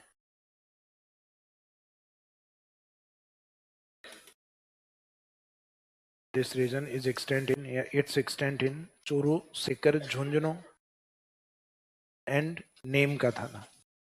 अब इस एरिया में एक नदी बहती है, उस नदी को हम कहते हैं कांतली। कांतली या शेखावाटी की ओर जाओगे लोकल में बोलते हैं काटली। मिट्टी का कटाव अधिक करते हैं इस कारण इसको काटली भी कह देते हैं, और भौगोलिक नाम में थोड़ा सा मॉडिफाई करके उसको कांतली भी कह देते हैं। तो काटली का मीनिंग यहाँ ये नहीं है कि रिवर कुत्ते की तरह बाइट करने वाली, बाइटिंग रिवर नहीं है, रिवर तो वही है कांतली, एज इट इज शब्द लिखा जाता है। अब इसके पास में जिस वंश ने शासन किया था वो था तमर डायनेस्टी, तमर वंश। ये इसके कारण भी फेमस है, लेकिन धीरे धीरे कांतली नदी का जो क्षेत्र है वो तंवरों से भौगोलिक शब्द हमने धीरे धीरे बना दिया कि catchment area of Kantli is known as Torawati, कि कांतली नदी के कैचमेंट एरिया को तोराबाटी। तो धीरे धीरे हमने इसको ज्योग्राफिकल शब्द में कन्वर्ट कर दिया। जैसे अपने ढूंढाड़ है जयपुर, तो इसमें ढूंढाड़ी लैंग्वेज बोलते हैं, तो अपने को लगता है कि ढूंढाड़ी बोली है, बोली के आधार पे ढूंढाड़ है। जबकि यहाँ ढूंढ रिवर बहती थी, उस ढूंढ रिवर के आधार पे जयपुर को ढूंढाड़ और यहाँ बोले जाने वाली कल्चर को या संस्कृति या बोली को ढूंढाड़ी। तो ये भूगोल से शब्द है जिसको हमने किस में कन्वर्ट कर लिया, आर्ट एंड कल्चर में। और ये हिस्टोरिकल शब्द है, ऐतिहासिक शब्द है, हिस्ट्री से रिलेवेंट है, लेकिन धीरे धीरे हमने इसको किस में कन्वर्ट कर दिया, ज्योग्राफिकल शब्द में, यानी भूगोल में कन्वर्ट कर दिया, तोराबाटी एरिया। तो अब तोराबाटी पूछते हैं तो जनरली डेफिनेशन यही रहती है कि catchment area of Kantli river is known as Torawati. Kantli नदी के अपवाह क्षेत्र को तोराबाटी कहा जाता है। तो अभी शेखावाटी के जो जिले लिखे थे वही जिले इसमें एक चूरू को छोड़कर, क्योंकि चूरू थली प्रदेश में काउंट होता है जहां कोई नदी नहीं है, तो इसका मीनिंग उसमें कांतली भी नहीं है। फिर तो इसका मीनिंग चूरू को छोड़ के सीकर, झुंझुनू, नीम का थाना, ये तोराबाटी का पार्ट है, कैचमेंट एरिया ऑफ कांतली है। तो सेकंड में यानी इसी में जो मिलता जुलता शब्द है तोराबाटी। तोराबाटी डेफिनेशन लिखिएगा, कांतली नदी के अपवाह क्षेत्र को catchment area of Kantli river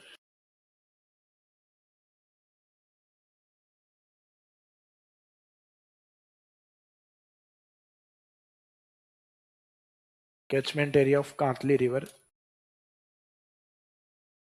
catchment area of Kantli river is known as या is called Torawati. Catchment area of Kantli river is known as Torawati. Kantli नदी के अपवाह क्षेत्र को तोराबाटी कहा जाता है। नेक्स्ट लाइन में लिखेगा इसका विस्तार या इसमें शामिल क्षेत्र।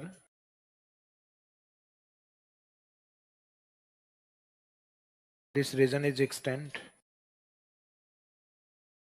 इन Sikar, Jhunjhunu and Neem ka Thana. This region is extend in Sikar, Jhunjhunu and Neem ka Thana. Churu नहीं लिखना है इसमें। तो इसका मीनिंग है शेखावाटी और तोराबाटी में बहुत ज्यादा कोई फर्क नहीं है। शेखावाटी शेखावतों के कारण, तोराबाटी ये तंवरों के कारण प्रसिद्ध था। तो ये तोरावाटी वाली जो डेफिनेशन लिखी है कि catchment area of Kantli river is known as Torawati, इसी तोरावाटी में लास्ट में नोट में एक लाइन और लिख दीजिएगा।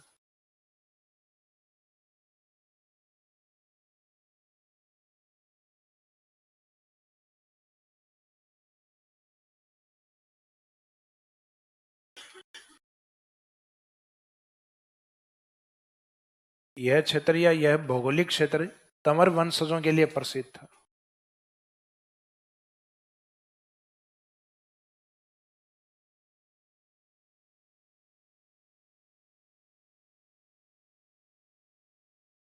This geographical region was famous for Tamar dynasty.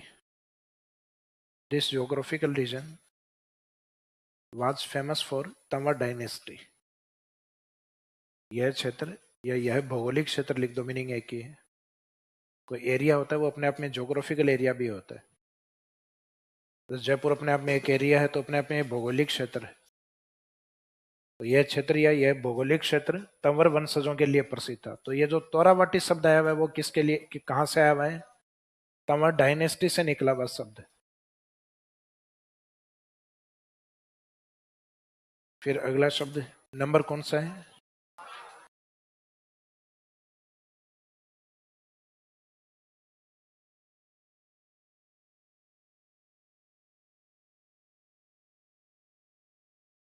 तो एक तो आता है मत्स्य और एक आता है मत्स्य यूनियन, मत्स्य संघ। तो मत्स्य और मत्स्य संघ में क्या फर्क है?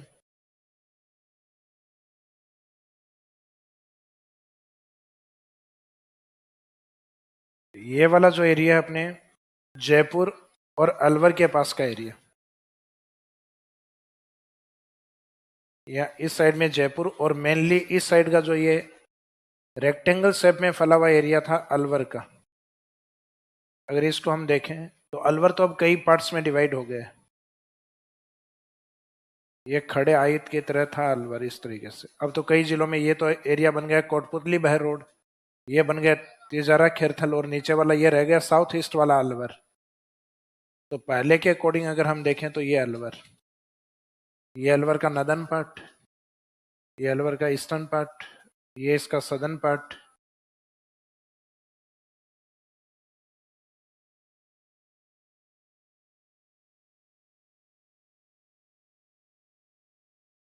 और ये इस साइड में इसका वेस्टर्न पार्ट। तो अलवर का जो दक्षिणी पश्चिमी भाग है, साउथ वेस्ट वाला हिस्सा है, इस वाले एरिया को ऐतिहासिक तौर पे मत्स्य कहा जाता था। तो in historical time period the southern and western part of Alwar was famous as Matsya. पहले भारत है ये अलग अलग जनपदों के रूप में था, 16 जनपद हैं। तो 16 जनपद मिलके भारतवर्ष को बनाते थे। जैसे आज वर्तमान में भारत है, ये अलग अलग राज्यों का एक यूनिटी है, एक संघ है। तो उसी तरीके से 16 जनपद मिलके भारतवर्ष था। तो अलवर का दक्षिणी पश्चिमी भाग है, ये ऐतिहासिक तौर पे एक जनपद था, और उस जनपद का नाम क्या था? मत्स्य। और इसके कैपिटल इस साइड में जयपुर की तरफ थी बेराट, वर्तमान का विराटनगर।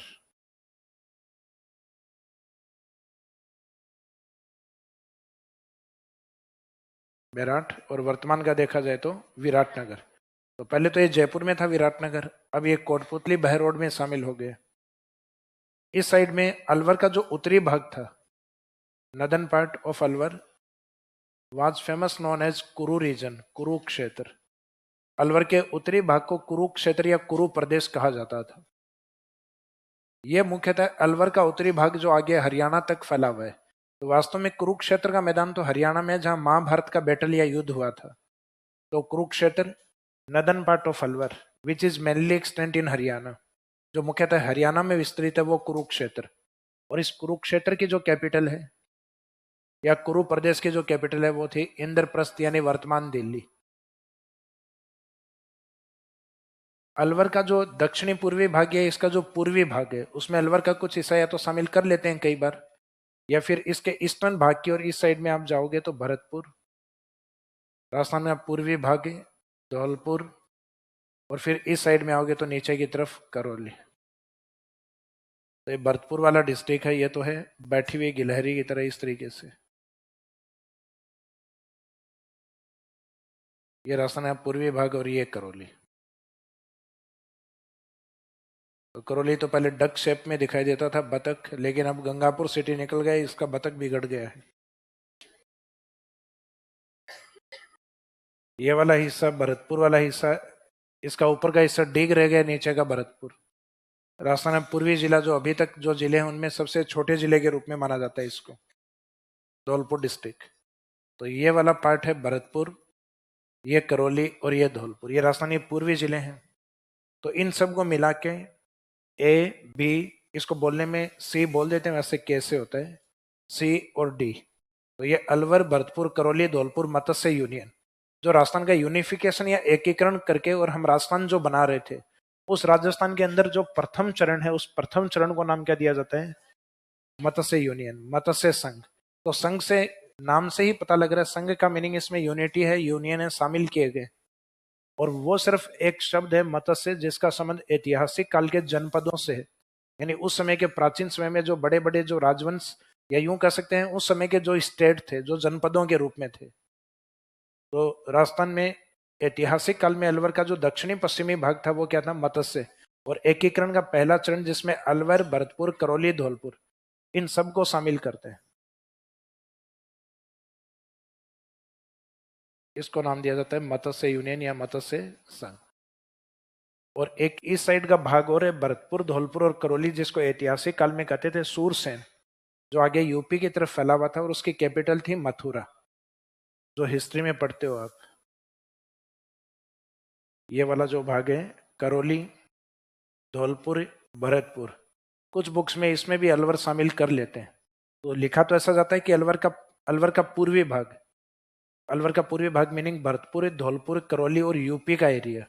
तो इसमें अगर अलवर को भी शामिल कर लेते हो तो गलत इसमें भी नहीं है, क्योंकि पॉलिटिकल एरिया तो अब बने हैं ना भाई, पहले तो सीमाएं तय थोड़ी ना थी। पहले तो ये था कि भाई हमारे जहां तक शासन, या जहां तक हमारे जो लोग हैं जो टैक्स हमें देते हैं, वो हमारा एरिया, कोई ज्योग्राफिकल बाउंड्री या सीमांकन नहीं था। पहले सीमांकन धीरे धीरे स्टार्ट हुए हैं। पहले जनरली गांव में नहीं होते थे। अपने दादाजी कई बार बताते हैं, उनसे पूछते हैं कि भाई अपना खेत कहाँ तक था, तो कहते हैं कि बेटा तुम्हारी जहां तक नजर जा रही है वो अपना ही अपना था, कि बाकी मेरी हिम्मत नहीं थी, इसलिए अपने इतनी जमीन पे कब्जा किया, रही है अपनी हो गई, और बाकी जो छोड़ी उस पे लोगों ने कब्जा कर लिया। तो मत्स्य यूनियन या मत्स्य संघ, इस वाले एरिया को जनरली हम, ये वाला जो पार्ट है, इसको एक शब्द और दे सकते हैं, सुरसेन। तो राजस्थान में ऐतिहासिक काल में या हिस्टोरिकल टाइम पीरियड में पूर्वी भाग को सुरसेन कहते थे, जबकि मत्स्य यूनियन एकीकरण के प्रथम चरण के संबंध में आता है। अश्विदा के लिए माफी चाहता हूँ। माफ किया। अब ये सभी अपने आइडेंटिटी कार्ड निकाल कर रखें। हाँ, कोई क्लास में इधर से उधर नहीं जाएगा।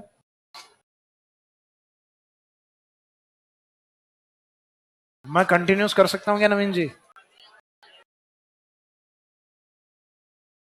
अच्छा, आई कार्ड चेक हो रहे हैं क्या आपके? समोसे सोडानी की दुकान पे मिलते हैं।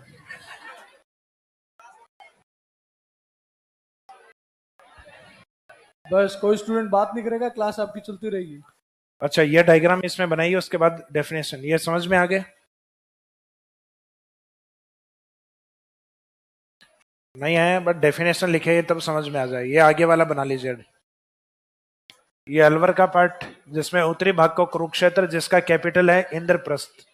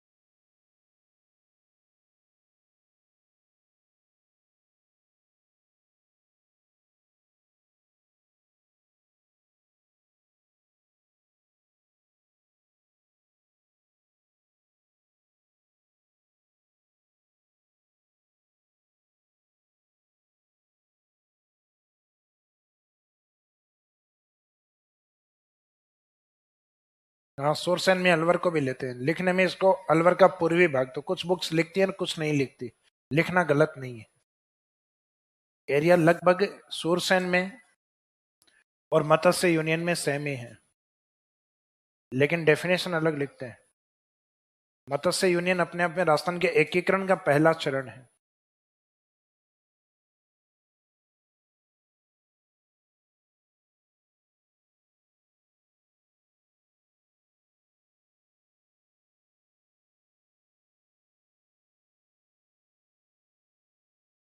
तो राजस्थान के पूर्वी चारों जिलों को मिला के तो बोला जाता है मत्स्य यूनियन, या दूसरा नाम है सुरसैन।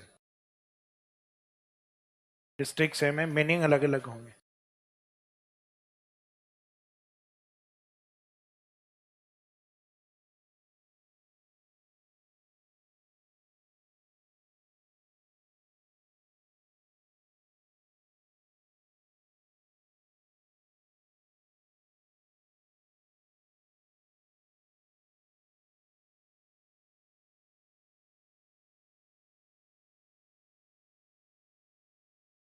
कौन सा? गोगुंदा उदयपुर में है या सलूम्बर में? उदयपुर में ही। उदयपुर का उत्तरी भाग है, सलूम्बर तो दक्षिणी पूर्वी भाग है।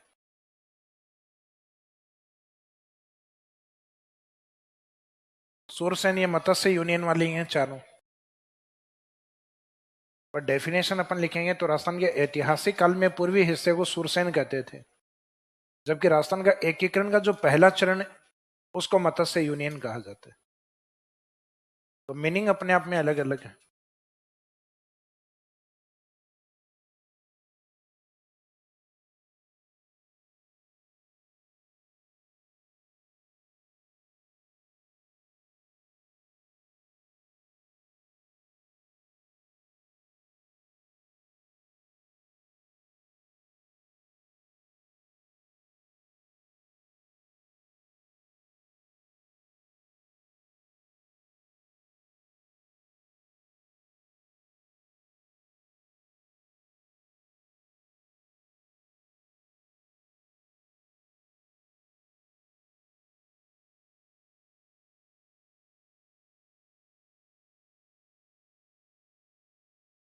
कौन सा?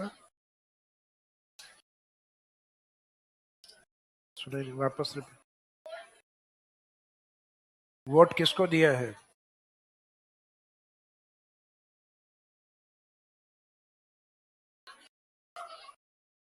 अच्छा, बढ़ाड्रे। अच्छा, हाँ।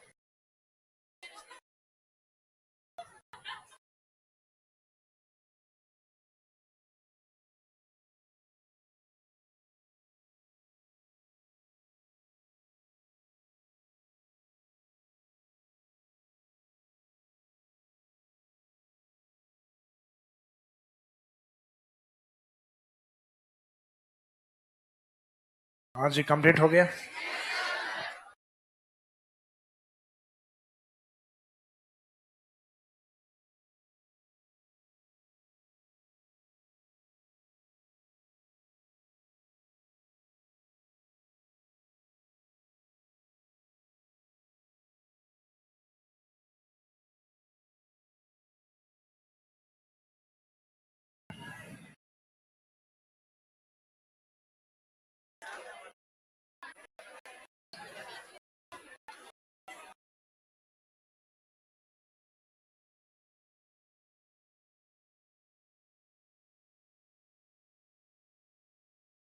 हाँ जी, अब इसमें जो आपस में मैच होते हुए शब्द हैं पहले अपन उनको कवर करेंगे, बाकी ये वाले जो सिंगल वाले शब्द आएंगे वहां कवर करेंगे, इसको कुरुक्षेत्र को,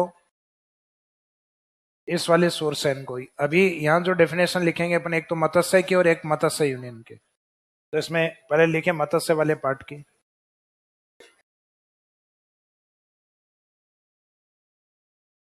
ऐतिहासिक काल में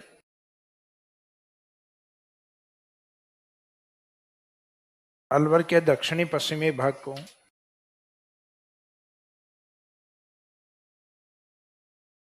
अलवर का जो सदर्न वेस्टर्न पार्ट है यानी दक्षिणी पश्चिमी भाग को मत्स्य कहा जाता था।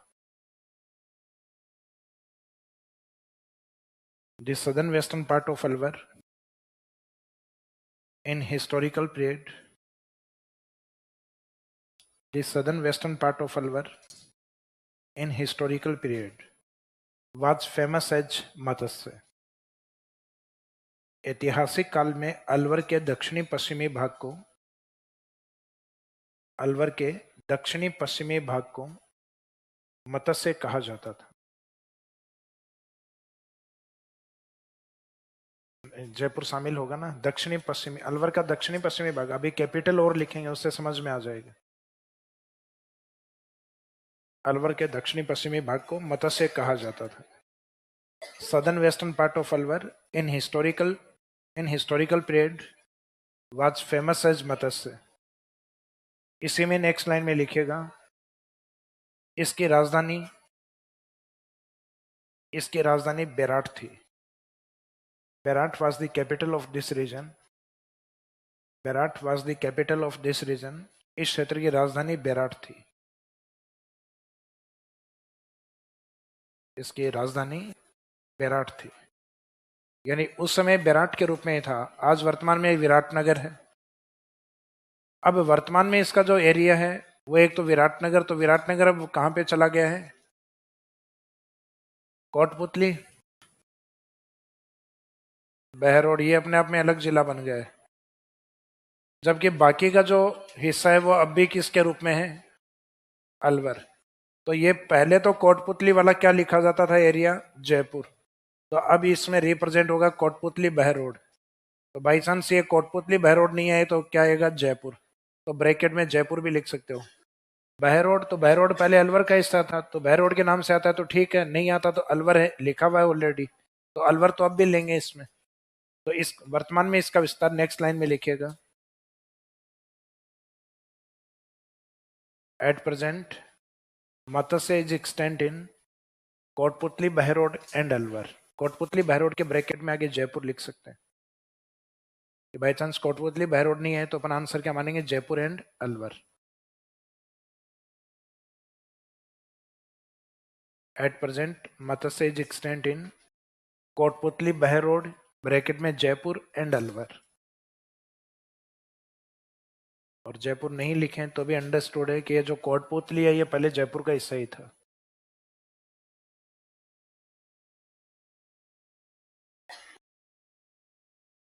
क्योंकि अब ये बैराट वाला हिस्सा ये कोटपुतली में चला गया, पहले किसका हिस्सा था? ये जयपुर का। तो Matsya is extent in Kotputli, Behror and Alwar. अब दूसरा शब्द है इसमें मत्स्य यूनियन। तो नेक्स्ट लिखे मत्स्य यूनियन, मत्स्य संघ। राजस्थान के एकीकरण के प्रथम चरण को मत्स्य संघ कहा जाता है।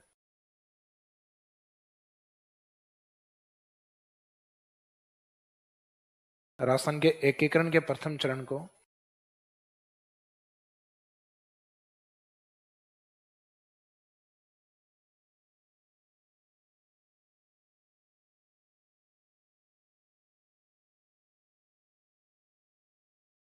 The first stage of unification of Rajasthan. The first stage of the unification of Rajasthan is known as Matsya union. Rajasthan के एकीकरण के प्रथम चरण को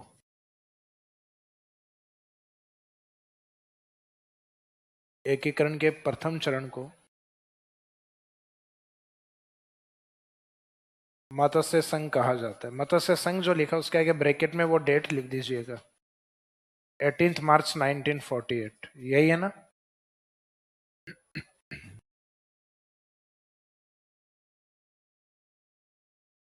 The first stage of the unification of Rajasthan is known as Matsya union. Matsya union bracket में ये date mention कर दीजिए। अब इस एकीकरण के प्रथम चरण में किसको शामिल किया गया था? तो इसमें नेक्स्ट लाइन में लिखिए, इसमें शामिल क्षेत्र या जिले, cover district in this region. इसमें शामिल क्षेत्र या जिले अब वो कंटिन्यूस लिख दीजिए ए बी सी डी और उनके मीनिंग लिख दो आगे अलवर, भरतपुर, करौली एंड धौलपुर।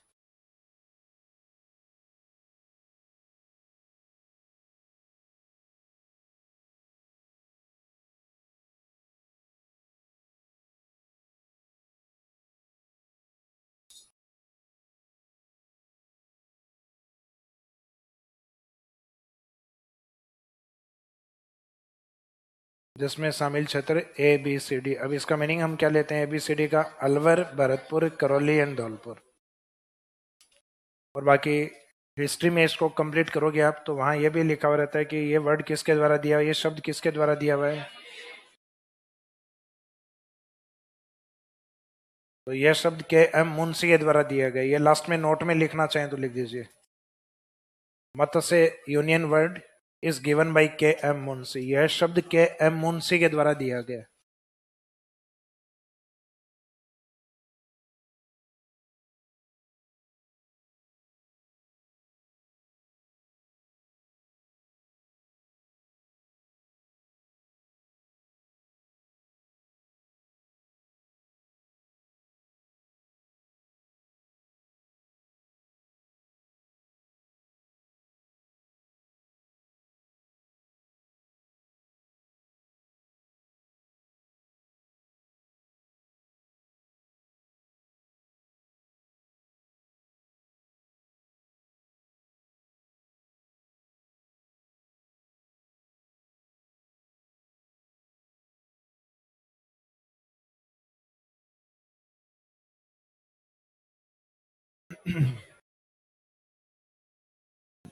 हाँ जी, इसमें राजस्थान में वोल्केनो है क्या? ऑनलाइन वाले स्टूडेंट्स के कुछ क्वेश्चन है। तो वोल्केनो इरप्शन राजस्थान में पहले हुए हैं, प्रेजेंट में कोई वोल्केनो नहीं है। जैसे कि हम बात करते हैं ना कि ज्वालामुखी का उद्गार, इससे ये भाग बना, इससे ये भाग बने, तो हम पहले मानते हैं कि पृथ्वी अपने आप में एक आग का गोला थी जिसपे जगह जगह वोल्केनिक ब्लास्ट हो रहे थे। और उसके बाद में धीरे धीरे अपने जो फिजियोग्राफिक करेक्टरिस्टिक्स हैं यानी भूआकृतियां, भूस्थलाकृतियां बनी हैं उनसे। तो इसका मीनिंग पहले ज्वालामुखी उद्गार थे, लेकिन वर्तमान में ऐसा वोल्केनो माउथ या वोल्केनो राजस्थान में नहीं है। जैसे हमारे गांव में पहले झोपड़ियां थी, अब नहीं है। मीनिंग समझ में आया? यानी पहले वोल्केनिक इरप्शन हुए हैं, अब नहीं है। तो क्वेश्चन अगर आपका यह है कि ज्वालामुखी या वोल्केनो राजस्थान में है क्या, तो वर्तमान में नहीं है। भारत में वर्तमान में दो ही वोल्केनो है जो अंडमान निकोबार में माने जाते हैं, जिसमें एक एक्टिव वोल्केनो है और एक डोरमेंट है, यानी प्रसुप्त अवस्था में है, जो कई लंबे समय तक शांत रहते हैं और बीच में ब्लास्ट हो जाते हैं। जिसमें एक आपने पढ़ा होगा बेरन के नाम से, और एक और है नारकोंडम। तो बेरन है वो तो एक्टिव है। जैसे आपके बेरी या दुश्मन क्या रहते हैं, हमेशा एक्टिव रहते हैं। तो बेरी से याद रखना, बेरन है वो एक्टिव है, और जो दूसरा है उसको हम डोरमेंट वोल्केनो के रूप में मानते हैं। जाति और जनजाति में क्या अंतर होता है? जैसे आप अपने फॉरम में एक ऑप्शन आता है आपके कि कास्ट क्या है, जाति क्या है आपके। तो इसका मीनिंग है कि कास्ट अपने आप में एक ब्रॉड कॉन्सेप्ट, आप जिस भी जाति से हो वो करते हो आप। जैसे कि आप ओबीसी से हो, जनरल कास्ट से हो, एससी से हो, एसटी से। तो इसमें कास्ट या जाति में आपकी सारी कैटेगरी होती है, और इन्हीं जातियों में से अगर आप मुख्यतः वन क्षेत्र या ट्राइबल एरिया के अंदर निवास करने वाले लोगों में से आते हो, तो इसका मीनिंग आप एसटी में काउंट होते हो, शेड्यूल ट्राइब्स या जनजाति में काउंट होते हो। जो संविधान के कुछ अनुच्छेद हैं जिसके अंदर इनको संरक्षित किया गया है, इनको प्रोटेक्शन देने की बात कही गई। जबकि अन्य जो हैं जनरल कैटेगरी को छोड़ के बाकी शेड्यूल कास्ट के लिए भी ऐसे प्रावधान हैं, और ओबीसी के लिए से भी ऐसे प्रावधान हैं, और ईडब्ल्यूएस के लिए अब किए गए हैं। जनरल का ही एक पार्ट है जो इकोनॉमिक बेसिस पे अलग किया गया है उसको। लेकिन जाति अपने आप में एक ब्रॉड कॉन्सेप्ट होता है जिसमें सब शामिल होते हैं। जैसे फॉर्म की कैटेगरी में हम डालते हैं ना, कास्ट डालते हैं कि कौन सी कास्ट। तो एक कास्ट या कैटेगरी जिसमें जनजाति एक विशेष समूह होता है जो ट्राइबल एरिया में रहता है, वन्य क्षेत्रों में जो रहा हुआ है। इसका मीनिंग मानव विकास के जो मुख्य धारा है उससे अलग रहा है व्यक्ति। तो एक तो अपने समाज में जो व्यक्ति रहते थे उनमें कुछ व्यक्ति हैं जो अधिक प्रभुत्वशाली बनते चले गए, और एक कुछ व्यक्ति हैं जिनको इन्होंने अधिकारों से वंचित रखा। तो उन व्यक्तियों को धीरे धीरे क्या बोलने लग गए, दलित। दलित का मीनिंग अधिकारों से जिनको वंचित किया गया। तो धीरे धीरे एक कास्ट सिस्टम बाद में बनता रहा। जातियां हमारे पहले नहीं बनी है, पहले हमारे समाज है वो मुख्यतः क्रम प्रधान व्यवस्था पे था। जो हिस्ट्री में पढ़ते भी है ना कि भाई एक ही परिवार में सभी वर्णों के व्यक्ति थे। एक परिवार में ब्राह्मण भी था, एक ही परिवार में शूद्र भी था, एक ही परिवार में क्षत्रिय भी था। परिवार में अगर पिताजी है वो धर्म ग्रंथों का अध्ययन करते हैं तो वो अपने अपने ब्राह्मण में है। भाई अगर राजा की सेना में है तो वो क्षत्रिय है। भाई अगर किसी की एक भाई जो किसी की सेवा करता है तो वो शूद्र में काउंट होता है, या माता गृहिणी का काम करती है तो वो शूद्र में काउंट होता है। एक भाई जो व्यापार करता है तो वो वैश्य में काउंट होता है।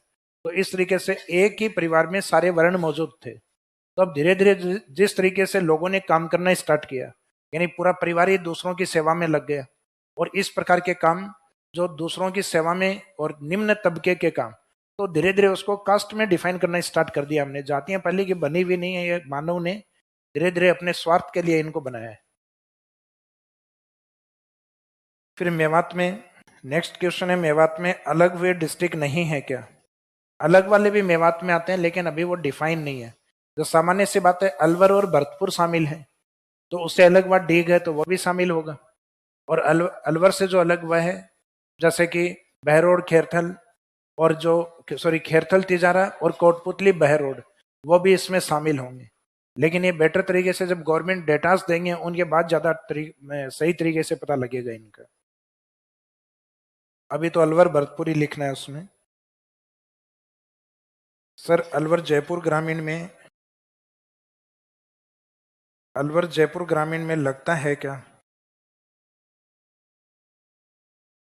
हाँ, लास्ट में एक अपनी बात हुई थी राजस्थान के सर्वाधिक जिलों के टच वाला, उसमें जयपुर जो ग्रामीण है उसे एक डिस्ट्रिक्ट और टच होता है, अलवर। अलवर शायद उस दिन लिखा नहीं था, अपन लिखा था क्या? तो अलवर टच में है उसके, एक अलवर और मेंशन कर देना। और अलवर को मेंशन किसके बीच में करोगे? नीम का थाना और दौसा के बीच में। कोटपुतली बहरोड और उसके बाद में अलवर और बचा हुआ है। कहा? कोटपुतली बहरोड और दौसा के बीच में। अपने सिर्फ क्या उसका वो बहरोड पुराने वाला नाम तो कर दिया, लेकिन अलवर अब भी टच में है। अलवर लिखवाया हुआ है क्या? डायग्राम में देखो, डायग्राम में नहीं लिखवाया, नहीं लिखवाया शायद मैंने। हाँ 10 ही लिखवाए तो जो जयपुर सिटी और जयपुर सिटी के चारों ओर इसका जो रूरल एरिया है, इसके रूरल एरिया में जैसे इस साइड में अपन ने किया था नीम का थाना, इस साइड में कोटपुतली बहरोड, सबसे ज्यादा जिलों के टच में बताया था जयपुर रूरल, उसकी बात है कोटपुतली बहरोड लास्ट वाले चैप्टर का सबसे लास्ट वाला पॉइंट। इसके बीच में यहाँ एक और लिख देना अलवर, और उसके बाद में ये दौसा, और हल्का सा जो बाउंड्री है वो सवाई माधोपुर। सवाई माधोपुर जो कि मैंने कहा था कि मैप को देख के तो नहीं लगता लेकिन टच में है। इस साइड में टोंक, इस साइड में जयपुर से अलग हुआ भाग दूदू, इसके आगे इस साइड में आता है अजमेर से अलग हुआ भाग कैकड़ी, लेकिन कैकड़ी जयपुर ग्रामीण को टच नहीं करता है। तो इस साइड में अजमेर, इस साइड में डीडवाना कुचामन, और इस साइड में सीकर वाला पार्ट, और इससे अलग हुआ भाग है नेम का थाना। तो इसमें टोटल 11 डिस्ट्रिक्ट हो गए। ये इसके चारों ओर वाले हैं 10, और एक जयपुर। लास्ट में काउंटिंग शायद अपन ने 10 तक की थी ना, इसमें 11 डिस्ट्रिक्ट है इसमें। एक अलवर वाला ये स्किप कर दिया था बहरोड के चक्कर में। बहरोड के अलावा अलवर अब भी टच करता है जयपुर ग्रामीण को।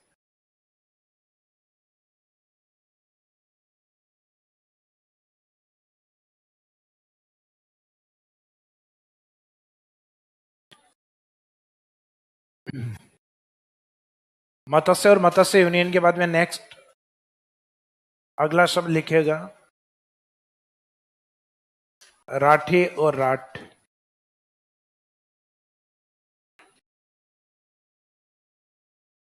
राठी और राठ, राठ को अपन अहिर वाट भी कहते हैं।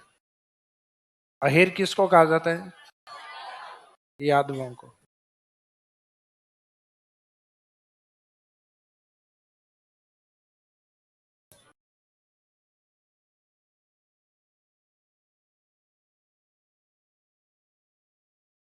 राठी का मीनिंग राजस्थान में लिया जाता है कि राजस्थान का वो भाग बातें नहीं करें, राजस्थान का वो भाग जहां 25 सेंटीमीटर से कम वर्षा होती है। और ये राजस्थान का मुख्यतः डेजर्ट एरिया होता है, तो इस एरिया को ज्योग्राफी में बोला गया है राठी, जिसमें बीकानेर, जैसलमेर, बाड़मेर ये वाले जिले शामिल होते हैं, बॉर्डर वाले। बीकानेर, जैसलमेर, बाड़मेर जो आपको रेड क्लिफ पे बताए थे, ये वाले डिस्ट्रिक्ट। तो less than 25 centimetre rainfall reason, 25 centimetre से कम वर्षा वाला क्षेत्र इज नोन एज राठी। और इस क्षेत्र में पाली जाने वाली गाय जो कि बीकानेर की ओर अधिक पाली जाती है, उसको हम कहते हैं राठी काउ ब्रीड। तो राजस्थान में ये वाला जो क्षेत्र है, इस क्षेत्र में राठी नाम से गाय की नस्ल भी पाली जाती है। तो राठी के दो मीनिंग है, एक तो 25 सेंटीमीटर से कम बारिश वाला ज्योग्राफिकल एरिया, 25 सेंटीमीटर से कम वर्षा वाला भौतिक क्षेत्र अपने आप में क्या है? राठी। और इस क्षेत्र में मिलने वाली काउ ब्रीड या गाय की नस्ल को भी क्या कहा जाता है? राठी कहा जाता है। तो cow breed is also known as Rathi in this region. इस क्षेत्र में गाय की नस्ल को भी क्या बोलते हैं? राठी। और एक इस साइड में जयपुर और अलवर का हिस्सा, जिसमें मुख्यतः अलवर। जयपुर का तो कोटपुतली लेते हैं, तो कोटपुतली तो हो गया, कोटपुतली बह रोड, और बाकी अलवर। और जिस एरिया में यादव वंशजों का शासन रहा है, यानी यादव वंशजों से जुड़ा हुआ जो एरिया है, उसको कहते हैं अहिरों का क्षेत्र, यानी उसको अहिर वाट या राठ। और इस क्षेत्र में बोली जाने वाली बोली को अहिर वाटी। तो बोलियों में पढ़ोगे आप अहिर वाटी, जो अलवर की तरफ बोली जाती है। और ज्योग्राफी में पढ़ोगे अहिर वाट क्षेत्र, यानी जहां यादव डायनेस्टी का एरिया है। तो इसमें पहले लिखो राठी।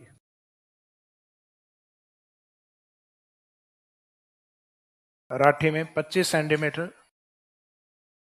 से कम वर्षा वाला भौगोलिक क्षेत्र।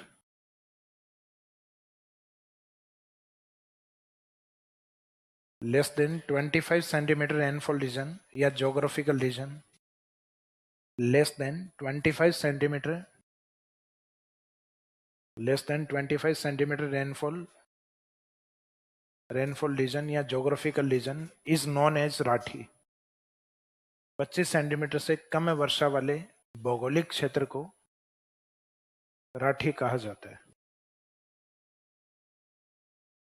Less than 25 centimetre rainfall geographical region is known as Rathi. 25 centimetre से कम, तो ये जो वर्षा की मात्रा लिखी है ये अंडरलाइन कर दीजिए। या आगे जाके हम डेजर्ट पढ़ेंगे, एरिड और सेमी एरिड डेजर्ट। तो ये एरिड डेजर्ट की डेफिनेशन भी है। भाई सूखा मरुस्थल क्या होता है? जहां 25 सेंटीमीटर से कम वर्षा हो। और अर्ध शुष्क सेमी एरिड जहां 25 से और 50 के बीच में वर्षा होती है, यानी एरिड से डबल हो।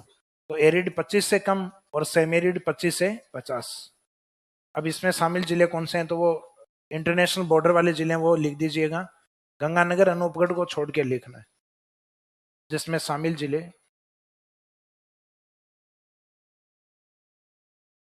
या दिस रीजन इज एक्सटेंट, या इस क्षेत्र का विस्तार, ये लिख दो चाहे, जिसमें शामिल जिले बीकानेर, इसके नीचे बॉर्डर पे कौन है? जैसलमेर, और उसके नीचे बाड़मेर, जिसमें शामिल क्षेत्र बीकानेर, जैसलमेर एवं बाड़मेर।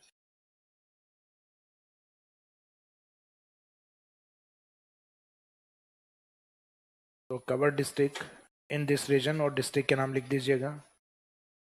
या this region is extent in Bikaner, Jaisalmer and Barmer. Border पे ऊपर वाले दो छोड़ के बाकी सब लिखने। फिर इसी में ही एरिया लिखने पर नोट में लिखिएगा, नोट या विशेष में लिखो इस क्षेत्र में पाई जाने वाली गाय की नस्ल को भी राठी कहा जाता है। Cow breed is also known as Rathi in this region. इस क्षेत्र में पाई जाने वाली गाय की नस्ल को भी राठी कहा जाता है। Cow breed is also known as Rathi in this region. Cow breed is also known as Rathi in this region. इस क्षेत्र में पाई जाने वाली गाय की नस्ल को भी राठी कहा जाता है। हमारे राजस्थान में पाली जाने वाली गायों की कई नस्लें हैं। उसमें राठी एक ऐसी नस्ल मानी जाती है जिसके कहा जाता है कि दूध सुबह दोपहर शाम को 3 टाइम अपन इसको दूध निकाल सकते हैं। तो राजस्थान की जो काउ ब्रीड है, लोकल ब्रीड है, उसमें इसको राजस्थान की कामधेनु भी बोला जाता है। पहले अपनी पौराणिक कथाओं में एक ऋषि थे, उनके पास एक गाय थी और कहा जाता है कि उन ऋषि की परीक्षा लेने के लिए एक बार देवता गए और देवताओं ने सोचा कि ऋषि के यहाँ खाने की व्यवस्था कम है। तो जैसे ही वो बैठे, रिसीवर ने उनके लिए खाना परोसा और देवताओं ने कुछ समय समाप्त करके कहा कि हमें हमारी जो भूख है वो तृप्त नहीं हुई है। तो ऋषि ने कहा कि अभी कामधेनु का दूध और बाकी। तो देवता इस बात पे हंसने लग गए कि भाई रोटियों से खाने से पेट नहीं भरा, दूध के एक गिलास से पेट थोड़ा ना भरेगा। तो फिर कामधेनु ने कहा जाता है कि जब तक देवता तृप्त नहीं हुए तब तक उसके दूध की धारे वो टूटी नहीं।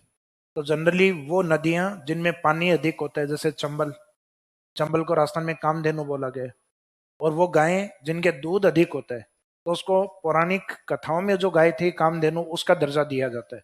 तो राजस्थान की जो लोकल ब्रीड है उसमें दूध सबसे अधिक किसके होता है? राठी। तो ये राठी जो ब्रीड है वो हमारे राजस्थान में कामधेनु के नाम से भी फेमस है।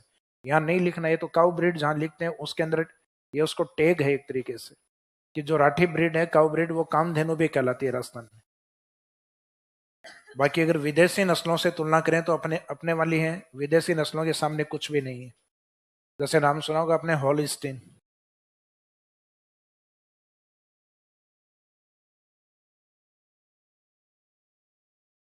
तो ये हॉलिस्टीन गाय की जो नस्ल होती है, ये कहा जाता है एक ब्यावत के बाद में, ब्यावत के मीनिंग समझ गए, बछड़ा या बछड़ी होने के बाद, और दूसरी ब्यावत के बीच में लगभग 6000 लीटर दूध देती है। ये इसके दूध की क्वांटिटी है, एक दिन का नहीं है भाई। एक दिन में इतना देती मैं पढ़ाता क्या? मैं ये 2 गायें रखता फिर।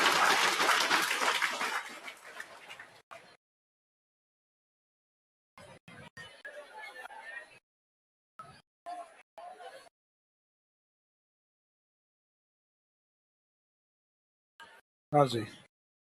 अब दूसरा शब्द इससे रिलेवेंट कौन सा बचा है? राठ। राठ या अहिरवाट।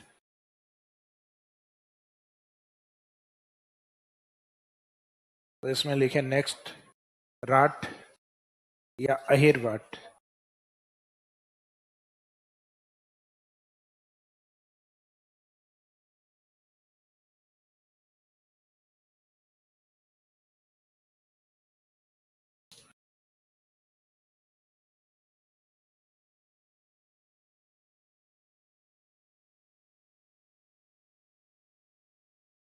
देखो, एक तो ऐसे लिखा जा सकता है geographical area of Yadav dynasty,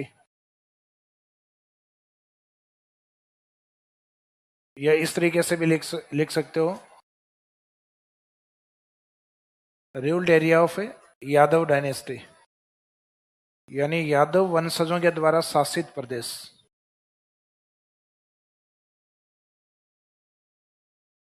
शासित यानी जहां इन्होंने शासन किया है, शोषित मत कर देना।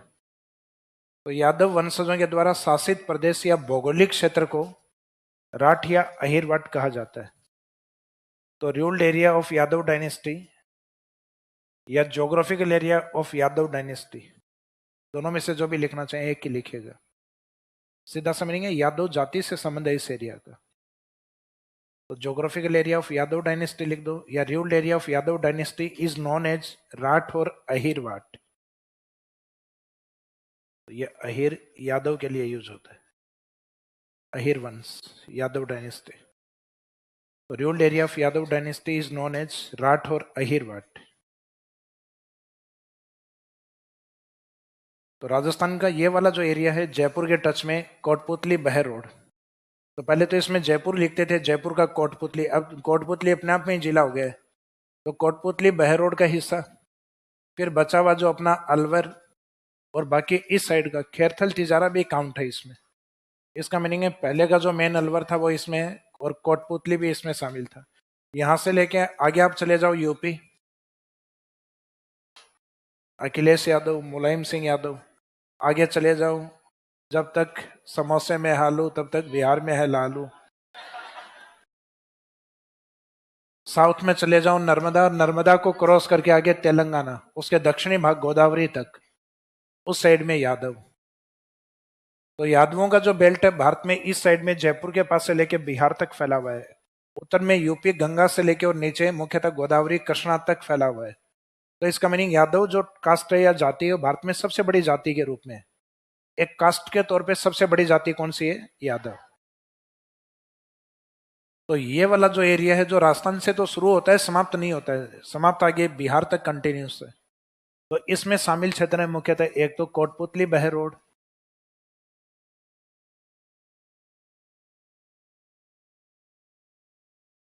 एंड दूसरा डिस्ट्रिक्ट लिख दो अलवर, या खैरथल तिजारा लिखें तो वहां एक खैरथल तिजारा भी कर देना। खैरथल तिजारा में भी यादव है, तो एरिया तो पूरा ही है अलवर वाला।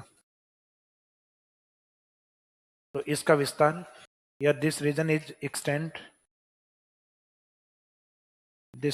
Extend in Behror, sorry Kotputli Behror, Alwar and Khairthal Tijara.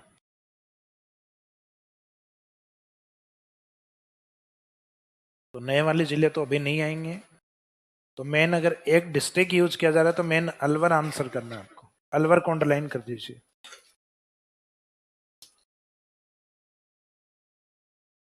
तो this region is extent in Kotputli Behror, Alwar and Khairthal Tijara. तो ये लगभग सिमिलरिटी वाले जो एक जैसे मिलते जुलते शब्द हैं लगभग कवर कर लिए। एक दो शब्द और बचे हैं अपने, तो कल पहले इनको अच्छे से पढ़ के आना। पहले पूछूंगा पहले 5 या 10 मिनट, और नंबर किसी का भी आ सकता है। कितनी शब्दावली, कितने हो गए? 9 कंप्लीट हो गए क्या? एक दो और बचे हुए इसमें। बाद में जो सिंगल वाले शब्द हैं यानी जो दूसरे से मैच नहीं होंगे उनको कवर करेंगे फिर।